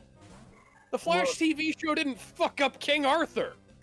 Yes. And I said, no, that's not how this works. This scene was stupid. The line is as awful as Lex Luthor unironically saying fake news, and the CW stuff was a failure after season 3 of Arrow. And then he says, can't agree with you. Ew, this line is fucking hilarious, and the show is funny as hell. Look, I'll tell. Everyone here knows already that Legends of Tomorrow for me is a guilty pleasure, but that doesn't mean I'm gonna say that it's 100% unfallible. Like, fuck's sake. Like, I was the one who told you guys about the Make America Great Again. There's other shit they do too. There's other shit they do too. No, Alex was the one who told me about it first, because I was streaming Injustice 2 and we got to Grodd, and he's like, and he mentioned that line to me, and then I'm not sure. Where did you first hear about it, Gizmo, or did you just watch the show? I watched the show, and then I heard him say, like, Make America Great Again in this deep-ass voice. I'm like, what the fuck are you doing? I knew it was going to go that way the moment I heard Obama was going to make an appearance. Yeah, and... Yeah. Somebody commented that Grodd was doing... Want with that dick wanking, you motherfuckers? Somebody commented that Grodd was going to do people a favor by killing Barack Obama. If only were that easy. No, but it's bait. And then they added the whole stealth drone on strikes. If it were that easy, a lot of the presidents would have been dead by now. But no, it's a lot more complicated than that. You got to go through the politics, the laws, the money. We've got to have the money and even more money. This was cringe from the beginning. It would be just as cringe as, say, they had to try and kill Donald Trump and try and say, like, the future is female. That would have been as cringe. Gizmo, I don't give a shit. Gizmo, I gotta ask, were you here... If it was trying to kill Hillary Clinton, and it would have been, like, actually saying, Make America Great Again. It would have been cringe either way. Okay, you know what? I got a great example of how to do this right. There is an episode of Doctor Who where they go back in time and Richard Nixon is a supporting character. And they don't make a whole lot of commentary about Nixon. And because, Nixon's, Nixon's wasn't that great a president, let's be perfectly honest here. But, he's a helpful character. He helps the Dr. Amy and Rory out during their little adventure. And you know what? He asks the doctor, just one little question: will I be remembered? And the doctor says, "Oh, Tricky Dicky, they'll never forget you." And that was it. That was hilarious. That was a great punchline and an end to an awesome two-parter. I mean, hell, Jim Carrey made an actually good Donald Trump joke in Sonic the Hedgehog 2. Yeah, like that's a great, yeah. It was at the last part of the movie where Supersonic took out the top of the Death Egg robot. Okay. It was like, you did some things, I did some things. There are good people on both sides. He's factually correct on that regard, because Knuckles was one of the good guys. That went over my head. That's So a really good way to make a joke. Yeah, it's so quick, it's so hilarious. You wouldn't have even noticed it if I hadn't pointed it out. And even though Jim Carrey does also have that derangement on him, he still but at least he didn't get his politics get in the way of the movie. That was the great way to make jokes. He'll bitch about the stupid stuff on social media, but he'll still keep his politics out of doing the, or out of doing the movies. which I can Yeah, applaud him for. Yeah, so they go to rescue Superman from his Soviet prison, and there's this whole conversation about, oh, Eric Stoltz was the guy in Back to the Future, or not Michael J. Fox, and Michael J. Fox was in Footloose, har har, and Kevin Bacon was in Top Gun, hardy hardy har. This is not funny, John Francis Daly. Go fuck yourself, John Francis Daly. I know you wrote that dialogue, John Francis Daly. They could have made that funny. I mean, like, the Last Action Hero made it funny when instead of Schwarzenegger, it was Sylvester Stallone in the place of... Hey, Gizmo, by the way, hey, by the way, They could have Gizmo, done it were right, you but they there with didn't. us when we were watching the last 2 episodes of Season 3 of Young Justice? Yes. Okay, so you heard Lex Luthor say this is all fake news? Yes. How did you I forget, how did you The feel? thing is, the thing is, anybody can say that. That's not just a Trump thing anymore. Yeah, it's I know. Now Yeah, I know, but not it's common like... phrase. It's sort of like how if someone's it's like for example, if some celebrity were to say, I don't know, like, dude, man, you stink as bad as that guy from down in Dalton. It's like, that doesn't make sense. But now it's a thing that people say because a famous celebrity said it. No, I know what you're And saying. it's now not his thing anymore. It's now just a common phrase. I know. Because I was like, oh, fake news. Okay, fake news. Everyone says it now. That's not that big a deal. Although I will. It's not that big a deal. It's not a common phrase. Now here's something.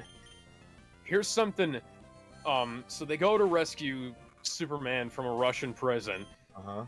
And it kind of plays out a little bit too close to Black Widow's rescuing Red Guardian from the Russian prison for my taste. But, you mean fake Hellboy? Yeah, fake Captain America. And they go into the Red Sun chamber. There's no explanation as to how they have a Red Sun chamber. There wasn't There wasn't an explanation how they had a Red Sun chamber in the Flashpoint movie. Or in the comic. Well, I didn't even know that they needed a Red Sun chamber to begin with without. Well, if they've never run into the fucking super thing before, Man, but they. So they go, and do that, and so holy shit. So they go to try and break. They go to try and break Superman out, and they find out that Superman isn't in there. It's Supergirl, and it's a Supergirl that makes Melissa Benoist look like a plain Jane and frumpy bitch. I hate that because so much. Oh dear God! I hate it. I hate it. I hate it. You hate the Supergirl in this? I hate the design. You're kidding me, right? No, it's just female Man of Steel. It's not though. There's more red on the suit. There's there's a whole redesign and with it. It's not the same kind of suit and so they redesigned the costume. So it looks a lot different in production than it does in the trailers.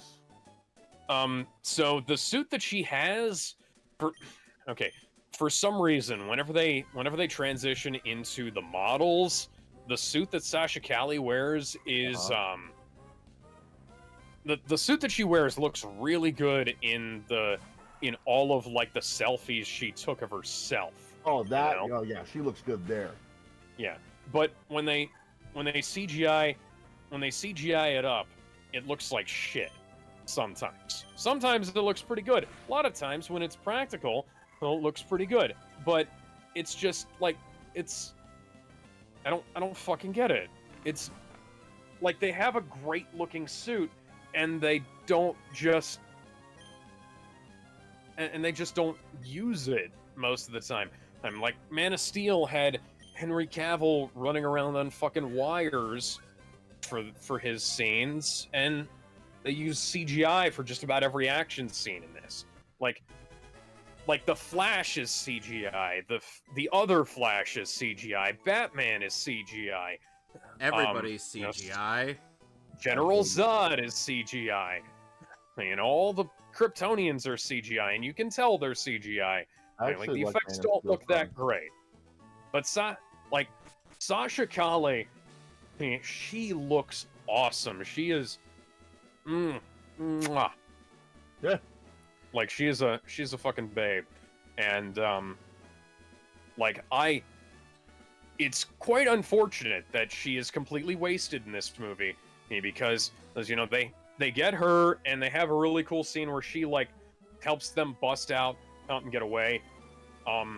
For some reason, her hospital gown tanks like what looks like 50 caliber machine gun bullets and only gets slightly torn, when in reality it would have been torn to shreds. And they could have cut around her luscious rack if they would have.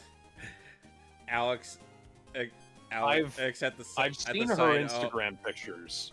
Alex at the side of this woman is like, yes, Yeah. yes, yes. There he is. But Yes, then and before anybody accuses me of being a creep, she's older than me. Yeah, she gives a good performance. She's great in the role. They cut around. They could have cut around, like they could have shredded the hospital gown and cut around on her nudity so that they could maintain their PG-13 rating. Kind of like they did with Ezra Miller's nude scene earlier in the film, and I didn't want to see any of that. They come really close to showing his dick at a couple of points. oh my Oh, god. And it was like in the I second... did not need that image in my head, Alex. Why? Yeah, did the you second do you might this? see naked Ezra Miller's penis, they cut away, and then you see... You don't get to cut away. Then you never get to fully cut away, because they always cut away to a shot of his butt. And I can... Or something... Or like his legs or some shit. And it's like, come the fuck on, guys. And it's like, are you trying to appeal to the Fujoshis that badly? Yes. What Alex, did Becca Barnes have a hand in the production of this movie? Alex, remember, the answer to every one of your questions is always going to be yes. But yeah, so more's the pity. Hey, we did not get to see Supergirl naked in this movie.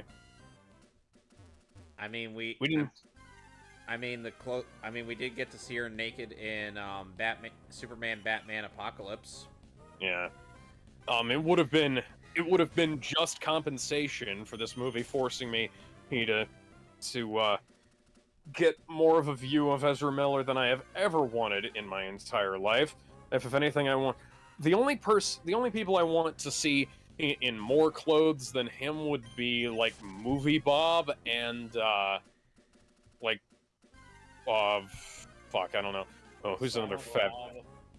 I was gonna say who's another her. Gizmo, would you say Silent Rob?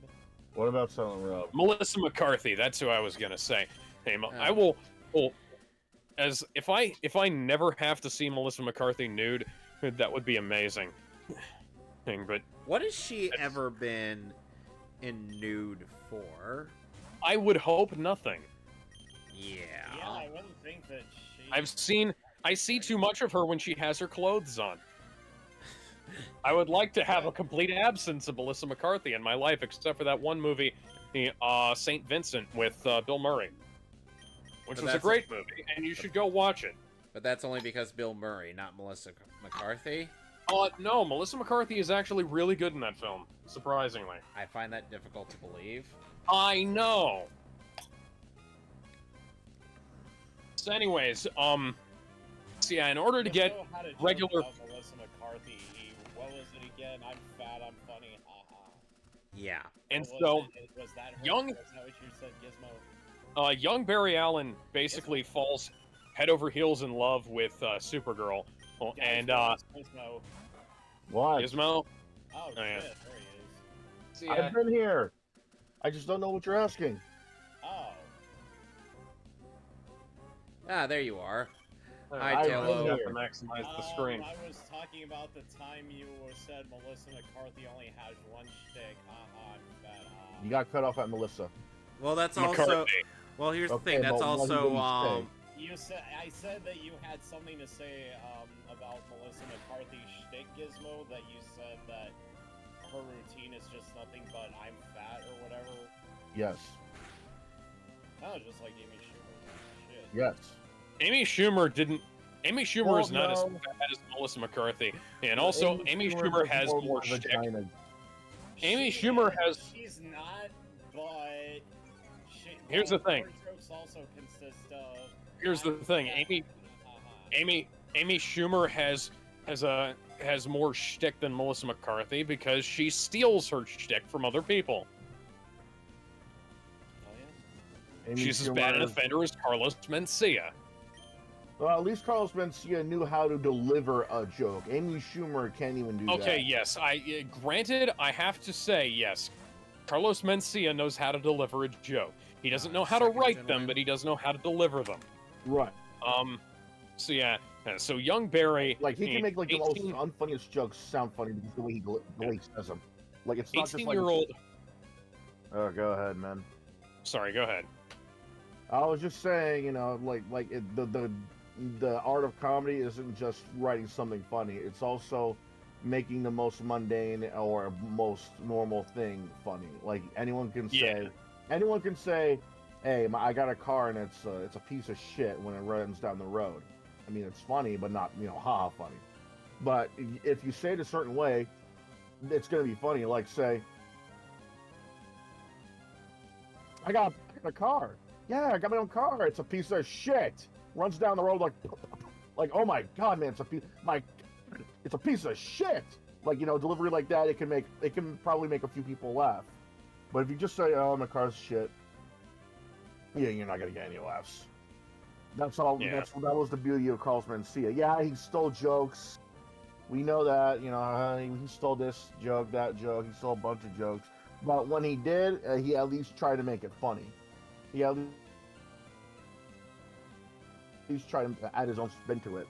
Like, even the poorly timed jokes, like the Katrina jokes, like, yeah, poor taste, but he at least tried. He tried.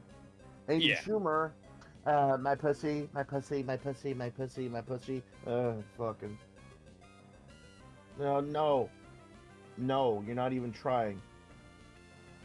You're just saying you're pussy. You're not even trying to make it funny. Oh no. It's the creepy music. I'm in Lavender Town. That song that killed a bunch of kids at a Japanese high school.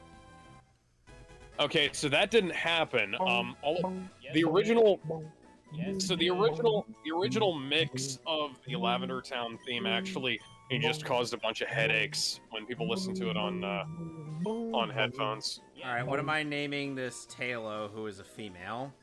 Oh, I don't know. Bird hoe. I'm going to ignore that suggestion. Bird slag. Bird nose. What? Bird slag. I have Jovi. I already have John Bon Bird bitch, show Jovi. Oh,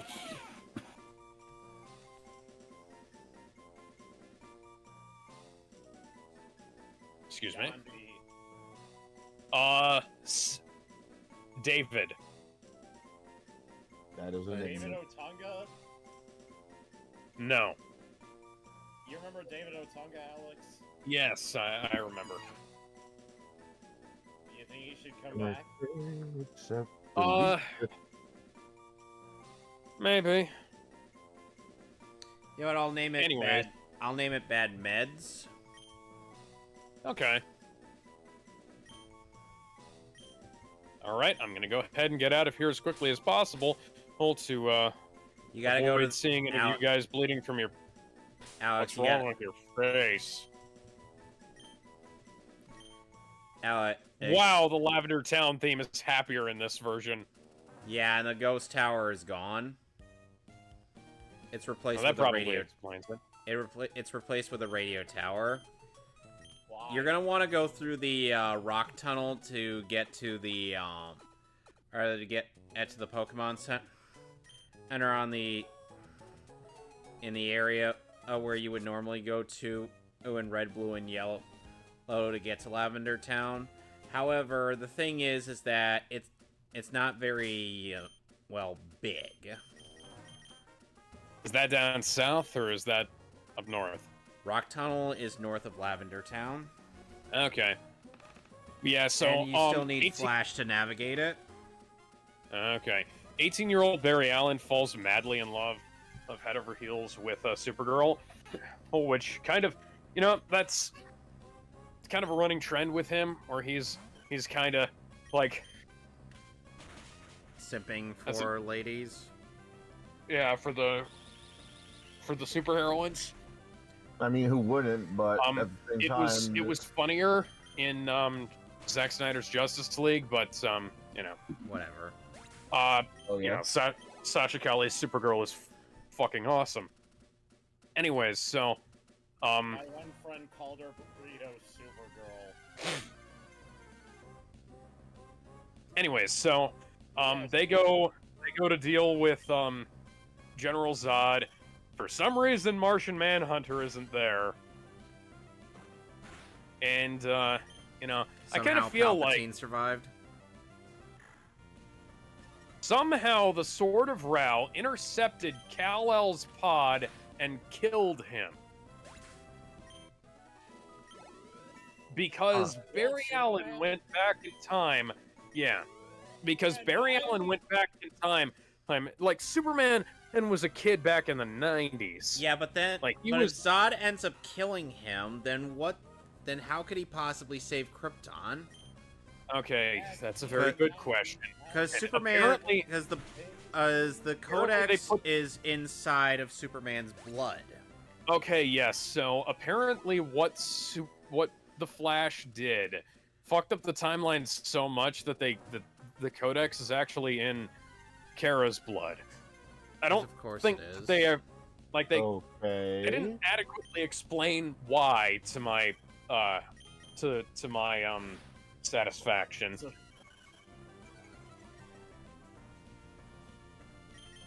So anyways, the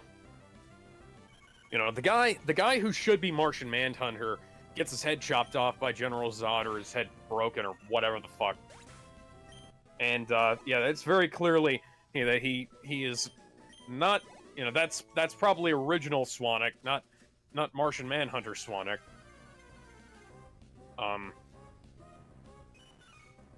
Anyways, so Swanwick got killed, and let's see. I like how Swanwick sounds like Sonic. When you said anyway, so I thought you were gonna end the stream. Yeah. No. Why? That's just what you. Yeah, that's what he usually. Yeah, that is what you usually say, Alex. Ah. Yeah, it's usually your cue. Yeah. Yeah. Anywho. Well, anyways. So anyway. The deal. Here's the deal. So, for some reason they're out in the middle of nowhere when all this happens, rather than the middle of Metropolis, which kind of fucks shit up. I gotta take a piss. I'll be back. Well, whatever, guys. So Zod. So Zod decides to unleash the twerking that was straight fire. Oh yeah, so Barry Allen was at the original Black Zero incident Battle of Metropolis after having become the Flash. That just according to this film, anyways. That just makes things worse. Yeah, I don't get that. I don't know why they thought there was a need for that. So, the two Flashes are in the Black Zero, or in the new Black Zero incident that's happening out in the middle of fucking nowhere, or where nothing matters. And so Batman is like, Batman's trying to take him down, and Supergirl was trying to take Zod down. Somehow, General Zod, that stabby thing that he had in Man of Steel? Yeah. It sounded like you said Supergirl is gonna take Sabat down. It sounded like Supergirl's gonna go after Chris Abbott. No. No. That would have been... Sabat is also a name of something else, but yeah. Yeah. Um, Anyway. Yes. I need a Pokemon that can learn Flash. Can I teach it to my, Ditto? Ditto could be literally anything you want it to be. Yep. Nah, Jake Long. I'll be... Peter, the Ariados. Who Jake can Long. who can learn Flash? Zuko. Did you check? 'Cause I don't have any electric types. Let's see. Who can learn Flash?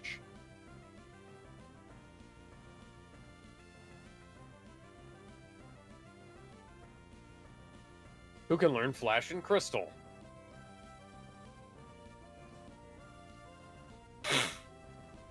Are you Googling this or... Eris.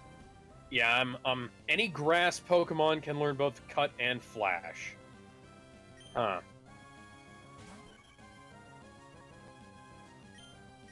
Gold, Silver, Crystal, HM, Shard, and Compatibility.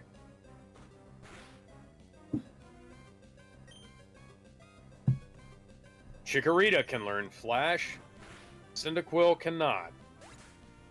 Weird.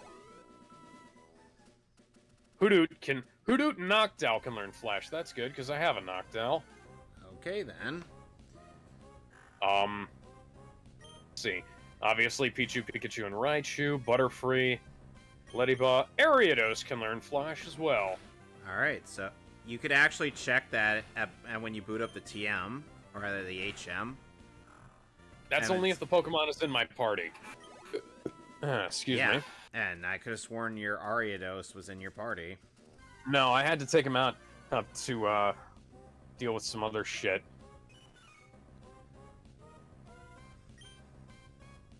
And... Okay, so Ariados it is. Peter, the friendly neighborhood Ariados. I can't believe you actually committed to getting that one. Let's see. Who is going in the box? Do you want to go back in the box? Froggy is going in the box for right now. Please Yeah, don't sing yeah, but that. you'll need him for the to get to the power plant. Oh yeah, but I can get him back later, right? I think the Pokemon Center's still there. So you should Okay, be good. I'm just doing that because he's not that useful right now. Oh, he's getting his ass kicked a lot.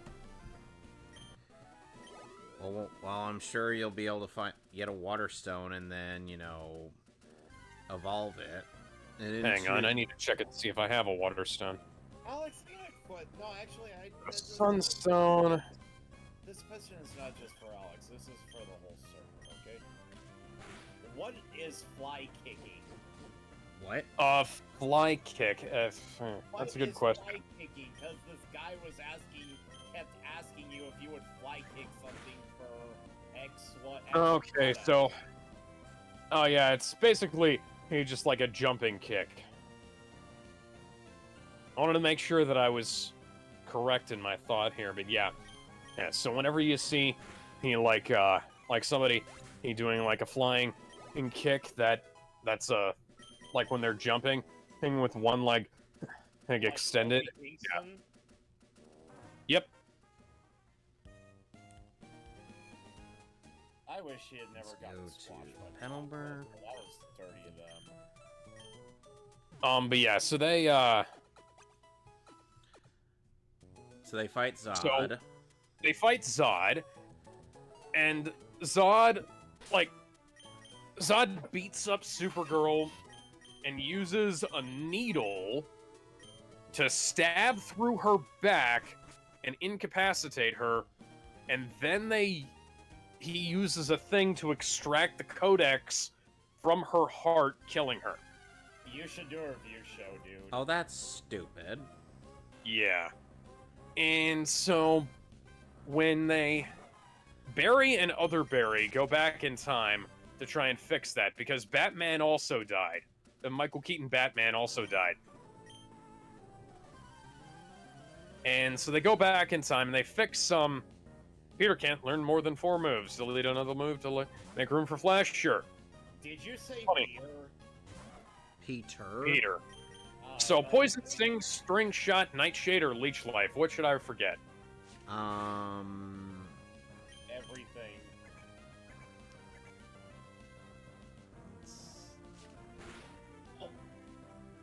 String Shot. Okay. Yeah, so I'm back.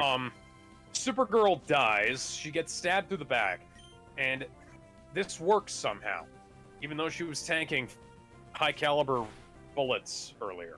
Oh yeah.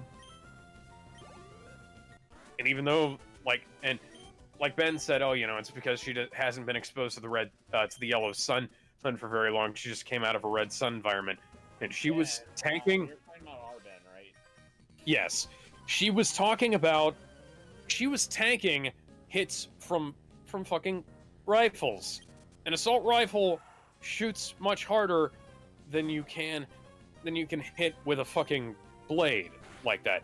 And like Zod's Assassin's Creed blade, it is not going to hit harder or, you know, better than a sniper bullet. Like the weapons the Sword of Rao had weren't any more effective against Superman than the human weapons were, really. It was just that when they were in the environment of the Black Zero, like it dampened his powers. And like General Zod tried sanding his face off on a fucking building thing. Like, he and Superman survived re-entry. They survived getting blown through a satellite. They survived all kinds of shit. Superman survived getting blown up a couple of times in Man of Steel. Like this shitty fucking Assassin's Creed needle blade that Zod has strapped to his arm shouldn't be able to stab a I got TM-47. Shouldn't be able to stab a Kryptonian powered up by the yellow sun. Like, am I wrong in thinking this? Because there's no, it's not magic, and there's no metal that Kryptonians are like, Well, there's you know, no magic. especially. Yet. I'm just saying that the blade itself isn't magical, and the Kryptonians don't have special weaknesses to their own types of metal, you know? Yeah. So Unless the entire it were climax coated in kryptonite, that's not gonna work. No, and it's not. It would be green if it was. And so, like, Batman and the Flashes and these guys, as they all come together, and it's like they say, "Oh, you know, we're not gonna be able to take on it. We're not gonna be able to kill these guys. We're only gonna be able to incapacitate them." And then Keaton kills a bunch of them. At the very least, it looks like he killed a bunch of them. Does he sport a sadistic smile when he does so? He sports a sadistic smile most of the time. Okay, then that's Keaton Batman. Yes. And then they keep going back in time. And eventually, like, mainline Barry tries to say to Flashpoint Barry that Flashpoint Barry, like, they can't keep trying to save her. It's like to quote Doctor Who, it's a fixed point in time, or to quote Across the Spider-Verse, it's the canon event. They legitimately call it canon? No, they don't call it a canon event, but they say it's a fixed point in time that you can't undo. It's something that can't be changed. And so we find out who Savitar is. Because Savitar busts in as young Barry is, like, going back in time again. And because young Barry keeps getting, like, shit shoved into him by the Kryptonians. as he's keeps trying to save Kara, and like she's apparently unsavable, even though she didn't really exist in this capacity in the mainline universe, so I have no idea how Barry came to that conclusion. So Barry, so Savitar shows up and he says, you know, time is irrelevant, and I have lived for a very long time trying to figure out how to solve this problem, and I've figured out what the one thing that's causing all of this is. You're the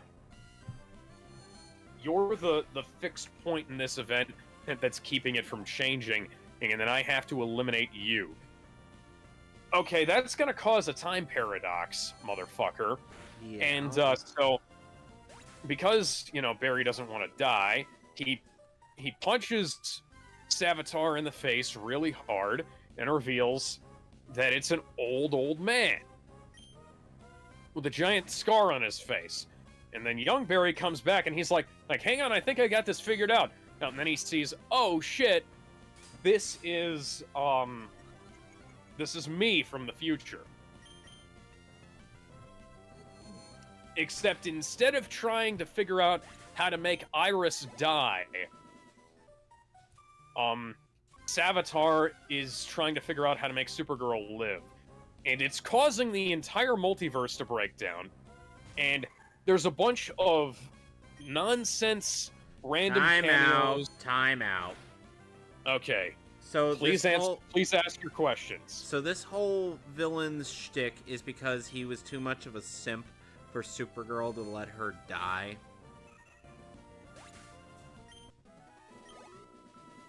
I'm getting Naruto flashbacks here. And not the good kind. What do you mean? Yeah. Savitar wants to bring... He wants to figure out how to make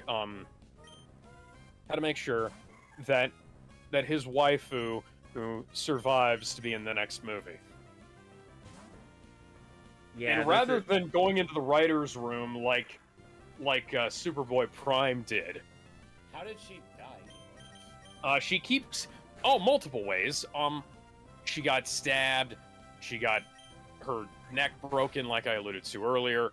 Her So she's like Penny. Like they go through a bunch of stuff, and Zod like, you know, past Barry dressed up in the bootleg Batman suit, who is like he pops up, tries to save her, gets another piece of shit shoved into him, and gets his ass beat. Kara dies. And there is a shot where Zod has his arms around her neck, the exact same way Superman had his arms around Zod's neck in Man of Steel. And it's a nice little reference, but yeah. So, because Savitar, aka Future, aka Future Past Barry, has been traveling through time so much to try and figure out how to solve this problem. And keep his mom alive. Because he wants two things. He wants to keep his mom alive, and he wants to make sure that Supergirl lives. And when he does that, he causes all of the multiverses to start collapsing into each other. And when I say all of them, I very specifically mean Superman/Supergirl 1977, the George Reeves Adventures of Superman show, the Adam West, the Adam West Batman show, a nondescript Jay Garrick Flash, who is not played by any notable actor, even though he's been played by several notable actors in recent years. And the one good aspect, Nicolas Cage's Superman from Superman Lives. Hi, I'm Nicolas Cage. I finally get to be Superman. Yeah, the Wait, canceled. what do you mean? Wait, what do you Canceled mean? Superman project? Wait a second. Yeah, What do you? and you remember how there was a robot spider in the draft for that movie, Yeah. and how it sounded really weird? They made it look really cool. They did a really good job. Like, there's an awesome thing where Superman's getting webbed up by the spiders, and he uses his heat vision to blast out and kill all the baby spiders and fly away. And he's like beating up and holding on to the thing's pincers and fighting it off. And then he turns around to look at the camera, and the CGI quality dips. But apparently Nicolas Cage actually did film all of his scenes, and then they CGI de-aged him. It's quite unfortunate that it doesn't look nearly as good as it did when they did it to Zamir Morrison in Aquaman, or indeed to the two actors who play Barry's parents in this movie.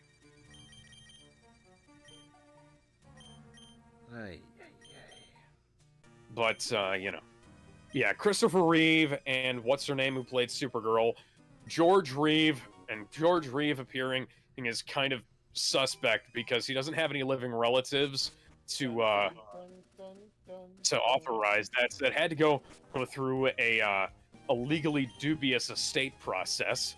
So that's interesting. I don't know why they did that instead of showing, I don't know, Tom Welling, Brandon Routh, fucking Tyler Hoechlin, the guy who plays him on the most recent TV show. You cut Henry Cavill out, but you got the guy who's been dead for 70-something years.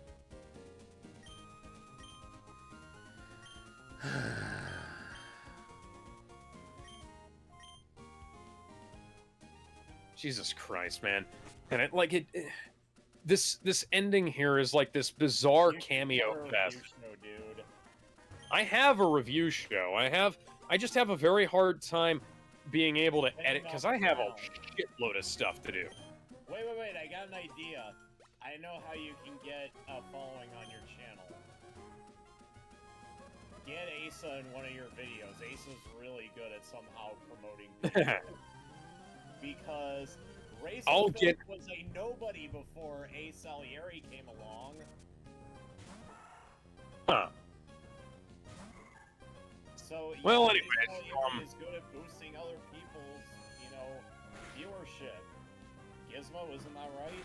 Yes. Yeah. Oh. Yeah, I don't want to bug him too much. Yeah, let's not bother him too much on that. But yeah, he said that he's open to on Thursdays, but Fridays he's not able to do anything. Yeah, that's unfortunate. He'd probably be weirded out by all the shit we do on Fridays, anyways. Yeah. I mean, he never did guarantee that he would show up, so But yeah, I mean, we all agree. Back to the plot, guys. So back to the plot.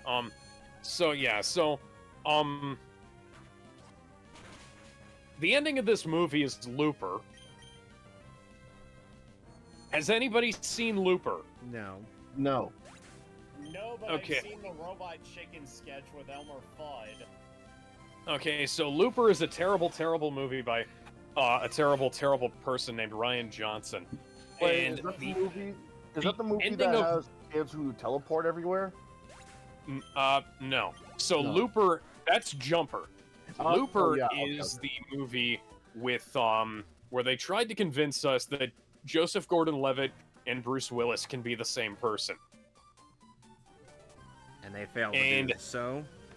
Yeah, they used some really bad prosthetics on both of them to try and make it look right. And so, the movie involves, Is that why it bombed Bruce at the Willis. box office, Alex? Huh? Is that why it bombed at the box office, Looper? Man, I don't fucking know. Bruce Willis comes back in time to try and prevent his wife's death at the hands of a cross between Magneto from the X-Men and Damien from the Omen, and he in the process of doing so, he basically creates the circumstances by which it's going to happen, and so Joseph Gordon-Levitt as young Joe shoots himself, and somehow that solves everything. And so young Barry saves modern Barry from future young Barry. There's self-deletion. Yeah, and when future young Barry shoves his knife arm through young Barry, that erases him. But for some reason, it doesn't erase regular Barry. Huh. I guess it's because he's With from all the different this time universe. travel shenanigans going on, I would have thought that one of the Barrys would become Professor Zoom in the DC cinematic universe. Okay, no, but you would have thought possibly, but like, You get why though? They- I mean, like all this time travel shit. Like one of them is a paradox. How is Reverse Flash not on the mind? that's a very good question. Like, and the whole plot revolves around Barry trying to prevent his mom's death. You know? Right. So yeah, so young Barry dies to save future Barry, regular Barry, and so regular Barry goes back in time, and he waves himself off, says, no, don't do it, and then he says goodbye to his mom, and it's all very sweet and touching, and then, but he does one little thing. He sets it up so that his dad has to look up, and that's really good. And so his dad looks right at the security camera, so he has an alibi. Now, you know what that should mean? That should mean that his dad has always been free. His dad never went to prison. Unfortunately, that's not what happened. Because that would be a sane man's world. Yes. That would make too much sense. So instead, their lawyer just uses that to argue in court. Oh yeah, this is definitive proof that Henry Allen definitely, he was at the store when his wife died. As though we couldn't have Defense. as if we couldn't have come up with that 20 years ago when we just looked, oh yeah, this guy is dressed exactly like him and looks exactly like him. Yeah, he's in the clear. Or he has no motive, he has no means, and he definitely doesn't have opportunity. He may have had opportunity had he been there, but he didn't have motive. And he's not a yellow-clad speedster capable of vibrating his arms through people's bodies. Nor is he one that likes to twerk over Scarlet speedsters. So when they get out of the courtroom, Barry gets on the phone with Bruce Wayne and somehow doesn't recognize that his voice is different. And guess who shows up? It's George fucking Clooney. That's awesome, kinda.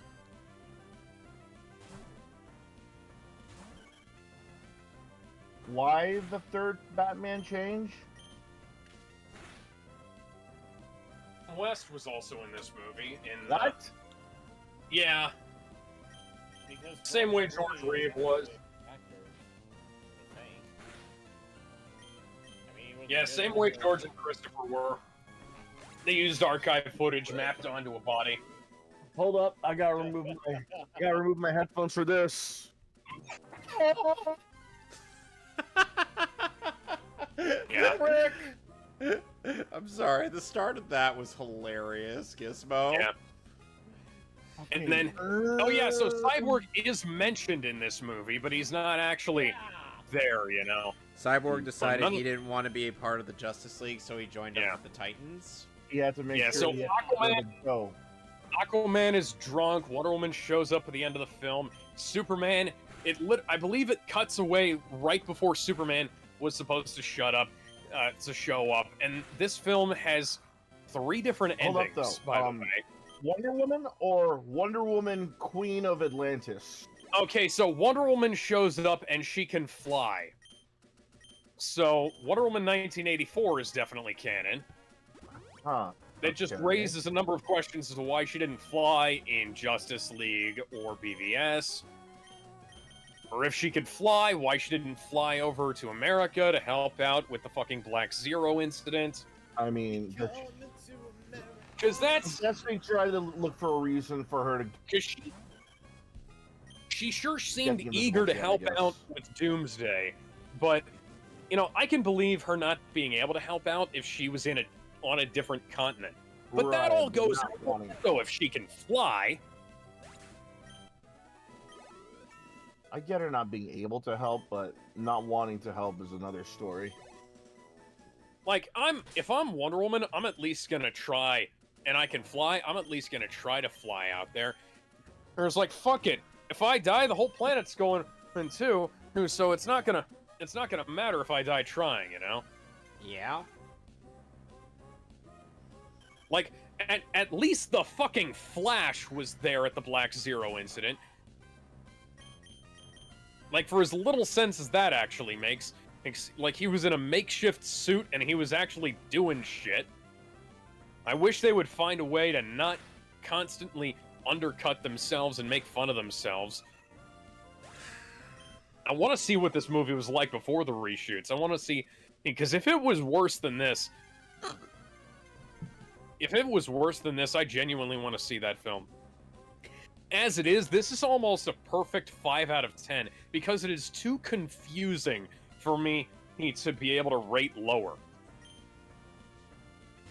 I'll probably change my rating as I go on, because, like, none of this makes any sense. Like, this only makes sense if we're already in an alternate universe at the start of the film, and, like, Barry goes back in time after this movie. We need to unfuck things more, and that's what gets us, you know, the regular continuity for the DCEU, right? Because this is like, okay, Keaton showing up, that doesn't make any sense, because if, you know, Barry going back in time, how did him changing what happened in 2005 to his mom make it so that Superman didn't come to Earth and, like, see, Clark was 33 in 2013, so he would have come to Earth in 1980, I believe, right? Yes. Yeah. Yeah, so he was born in 1980, and he traveled to Earth using the Phantom Drive. Arrived shortly thereafter. Batman, you know, he was born in the 70s, but Batman specifically, he was born in 1981 when the Waynes died. So, what are we looking at here, guys? Like, what's the deal? Well, how did Barry? People are still mad over. People are still mad over Zack Snyder's decision to kill Nightwing. Which Nightwing? He would have. You know, I can understand not liking that, Grayson. but at the same time, I'm like, he had a reason, and there was gonna be other stuff going on, and honestly, you know, like, you don't want to make it super complicated if you're having to deal with something like that, because it's a shame he'll never like get to elaborate on that, because James Gunn is an idiot. Yeah, because trying to like if you're trying to communicate to the audience is like, okay, hey, so Robin died. Okay, so it's the Robin everybody knows, right? No, well, that guy's still alive. Okay, so who's the Robin who died? Well, that was the second Robin. And I was like, okay, when did that happen? Okay, so after the original Robin and went off to go form this other team that doesn't exist. Okay, and now we've gone too far. Now we have to roll things back and figure out how to simplify this. And that's probably why they made it Dick Grayson. Okay, then. That's fair enough. I could have accepted it being Jason Todd if they'd have gone on to make, like, 2 Batman movies. Or, like, one was a prequel with, like, him and Robin. And then the second one was, like, Robin and, you know, Robin leaving and him recruiting Jason. And then Jason, and, like, you know, Jason dies later on in a third film, but they didn't, you know, they didn't necessarily have all of that, and DC sure as fuck wasn't going to let them have all of that.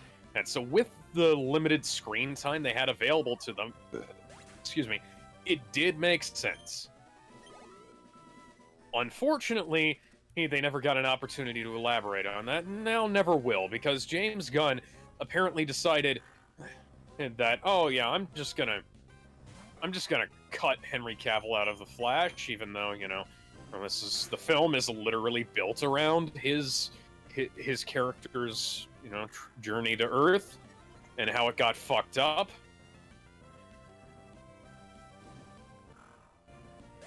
I'm at the Kanto power plant now. Yeah, just go up to the they're gonna get a call all about it, and then about where the person was sighted, and then they're gonna ask you to go find them. That's when you go to Cerulean City. Okay. Someone made off with a part that's essential for the generator. The new generator is useless without that part. So, like, this is not the kind of plot that can come to a single sane mind. This is clearly the plot you have of... a Doug Trio. No, I do not have a Doug Trio, and I'm not going to trade for a Magneton. This is clearly the plot of several people who were either crazy or on some form of drugs, because this doesn't make a lick of sense. There is a lot of great ideas in this film that are not brought to fruition, and unfortunately, because the Flash TV show has done so much, I can't help but compare it to it. And the Flash TV show is terrible, but it's better than this. Okay, then. Like, Barry going back in time to save his mom. Barry waving himself off trying to save his mom. Barry, this ultimately deciding, fuck it, I'm going through with it, and I'm gonna deal with this shit. And changing all of changing the whole timeline and whatnot. And okay, that, the shit with Wally somehow being the Flash, they didn't explain it well, but he didn't lose his powers when he fucked up the timeline. It just rearranged things, Yeah. Hey, Cerulean, shady character has been loitering around. Could I ask for your cooperation? I'm 10, so sure. Hey, by the way, I gotta go. By the way, it's the last Team Rocket Grunt you'll ever face in the game. So now, I guess that is my cue to go to Cerulean City. Yep. And deal with this shit. Yeah, just try entering. Upon entering the gym, the Team Rocket Grunt will run past you. After you beat him, he'll tell you he left it in the Cerulean gym, but it's an item that you gotta find by going around and finding an invisible tile. Oh, hey, Mr. Power Plant, man, wouldn't this normally be a job for the police? Well, yeah, but, last time I talked to Officer Jenny, she said I was too old for her. 10 years old. Gizmo, you, might not have seen a certain abridged series. I think you... Did you get it? No, you didn't get it, did you? No. Okay, so when you get... In Pokemon Bridge, there's a running gag that Officer Jenny is a pedophile. Well, that's funny. Yeah. Anyway, so Alex, after you beat the Team Rocket Grunt, go back into the gym and go to the top left of the pool in the middle of the gym path, and press A as you are out to surf, and you'll find the machine part. City. I thought it was Viridian City. I'm changing the lyrics because my destination is different.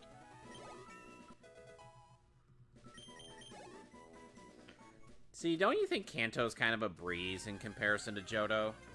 Well, I'm almost twice the level of all of these guys, so yes. Yeah, that's kind of what happens when you don't really scale to your progress. The only, the hardest, probably the only hard part of Kanto is Pokemon Trainer Red. Yeah, and I already demonstrated that he is a tough customer. Ooh, did you? I don't think I was there. You were. I don't remember if I was there or not. Was I there? Yes. You've been here since the beginning of the stream, dude. Oh, you beat him today? I am now in. Yeah. I am now in Cerulean I City. didn't even pay attention. I am at the Cerulean City Gym. I was listening to Alex's spoilerific review of The Flash. Yeah. I'm gonna try and write all that down and make a video, but I still have to get my video review of The Little Mermaid done. And I haven't even started video editing on that. And I literally only have part of a script. You should hire Drunken Punk to edit your video. I am not going to hire Drunken Punk to edit my videos. You know they're not gonna get that reference. Hey Gizmo, he's finally educated himself on the Drunken Punk. Oh, who? Alex, he knows. Oh, Oi, he's motherfucker. up about that now. What? You guys made sure I was up to date about that. So, the Team Rocket grunt ran away. Go up to the Nugget, to where the Nugget Bridge is, and he's there. I actually cloned Drunken Punk's voice too on 11 Labs. I showed Gizmo and Gizmo laughed. Nugget Bridge, favorite hangout of Wade, owner of Dank Pods. Yes. What? I made deep fakes of Drunken Punk. Is that another... Alex, was that another Pokemon Bridged reference you made, or no? No, I was making a reference to the YouTuber Dank Pods, Ah, okay. My bad. aka Wade. Because he calls all of the things he reviews nuggets.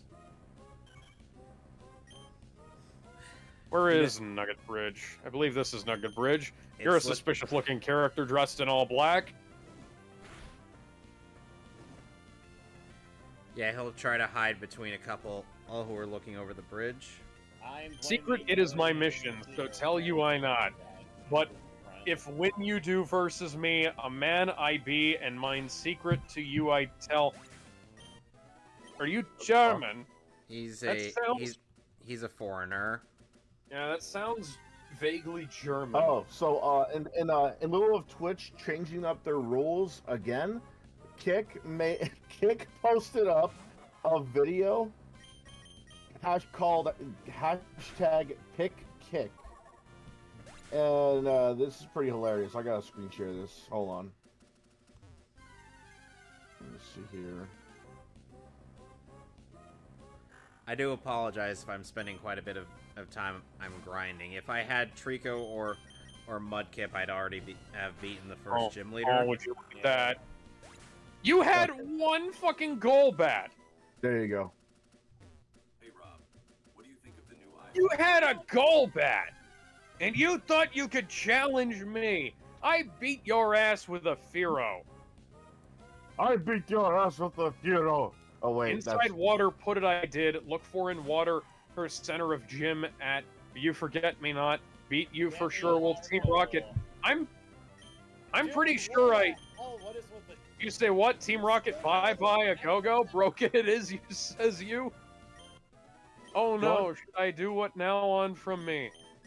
Evan, look at Gizmo. I can only... Look at how many Okay. tabs he's got open. You know, I can only assume that that Team Rocket member jumped off the bridge and died on the rocks below. Anyway, hey, like I said, I like to consider that a happy ending. Anyway, like I said, Alex, just go back into the gym, and go to the top left after the pool, in the middle of the gym path. And basically walk around on the path you would go to walk on to take on Misty. And press A is it if you were about to surf, and you'll find the missing machine part. Oh, I get to take on Misty in the game? I thought that wasn't allowed in these kind of games. Ooh, double kick. Oh, you mean take on Misty? Oh, no, never mind.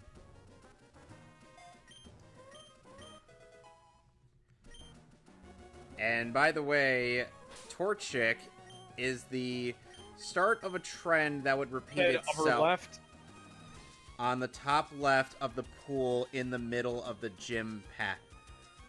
As in, walk on the gym path and go to the top left portion of it and press A. facing downwards? You're able to see the video, right? No, facing. No. Oh, I found it. All right, now go back to the power plant, return the part, and get at your radio tower card. That way, you'll be able to listen to the Pokey Flute, which, by the way, that's necessary if you want to move that Snorlax out of the way of Diglett Cave. Okay. I think you guys really gotta see this video, man. It's a really good burn. It's pretty much like. I wish I could, Gizmo, but I am trying to concentrate. Oh, you're live. Okay. Yeah, I'm video sharing this. I do apologize, Gizmo. Oh, like I said.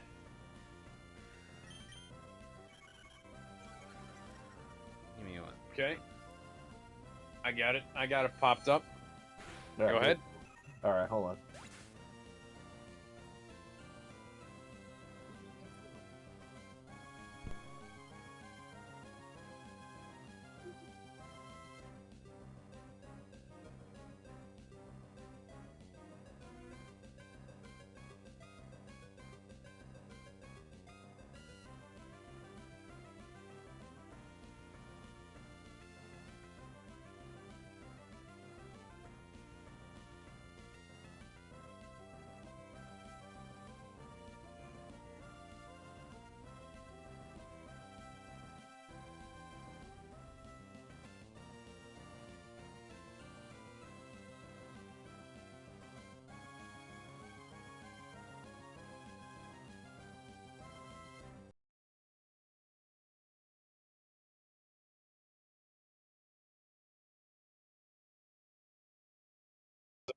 And the fact that they could have made 5 different movies. They could have made. What would you rate it? Well, I feel like if it's, I gotta see it for myself. I feel Alex, what would you rate it? I already said 5 out of 10. Oh. Because it is bafflingly stupid. So it's and mad, like so they're it's just mad then, because it's a 5 out of 10. Wait, you said it's kind of. You said it's stupid. It's a 5 out of 10, but it's baffling. And, like, there's a lot of bad decisions and a lot of good decisions and a lot of stuff that would make sense if they actually, like, did it right. But then they have things that kind of. That's not a bad comparison because this is just as fucked up as modern DC continuity. And most of the stuff that happened in the 90s and early 2000s. Like, keep in mind, people thought that Blue Electric Superman was the greatest thing ever, along with taking away... Blue Electric Superman was awesome. It was awesome, but how many people are asking for it back? I'd rather that than this. I'd rather that than Superman Legacy. True. Give me Blue Henry Cavill over whatever the fuck Legacy is gonna be. If they decide to do another multiverse thing, I would at least like to see Electric Blue Superman make a sort of a comeback, just to show that. I want to see Superman Lives with Superman, an animated movie with Superman voiced by Nicolas Cage, and them adapting what they made for this movie into a film. Because that's see them bring that back once, like they did in the Justice League. Oh yeah, but this one sequence with Nicolas Cage's Superman fighting the giant spider, that's great. And for those of you who are wondering where that giant spider wound up going, well, look up Superman you ever seen Doomsday. I was gonna say, have you ever seen the movie Wild Wild West? Wild Wild West. Well, I was talking more Superman-related stuff. That's another guilty pleasure of mine. I know. Yeah. Wicked, wow, wow, West. It is, but I love it. The fact that he got the fact that they got a genius to make inventions based off of the Wild West time period is really genius. It's always steampunk or medieval times or the far future. We never really saw anything like that in the Wild West era. But the giant robot spider from that is because that film was written by the same screenwriter who was working on Superman Lives. Oh man, it was so fucking stupid, but I still loved it. And the giant robot spider in this was freaking cool. like I desperately want to see them make this movie. Like make this movie in the next year.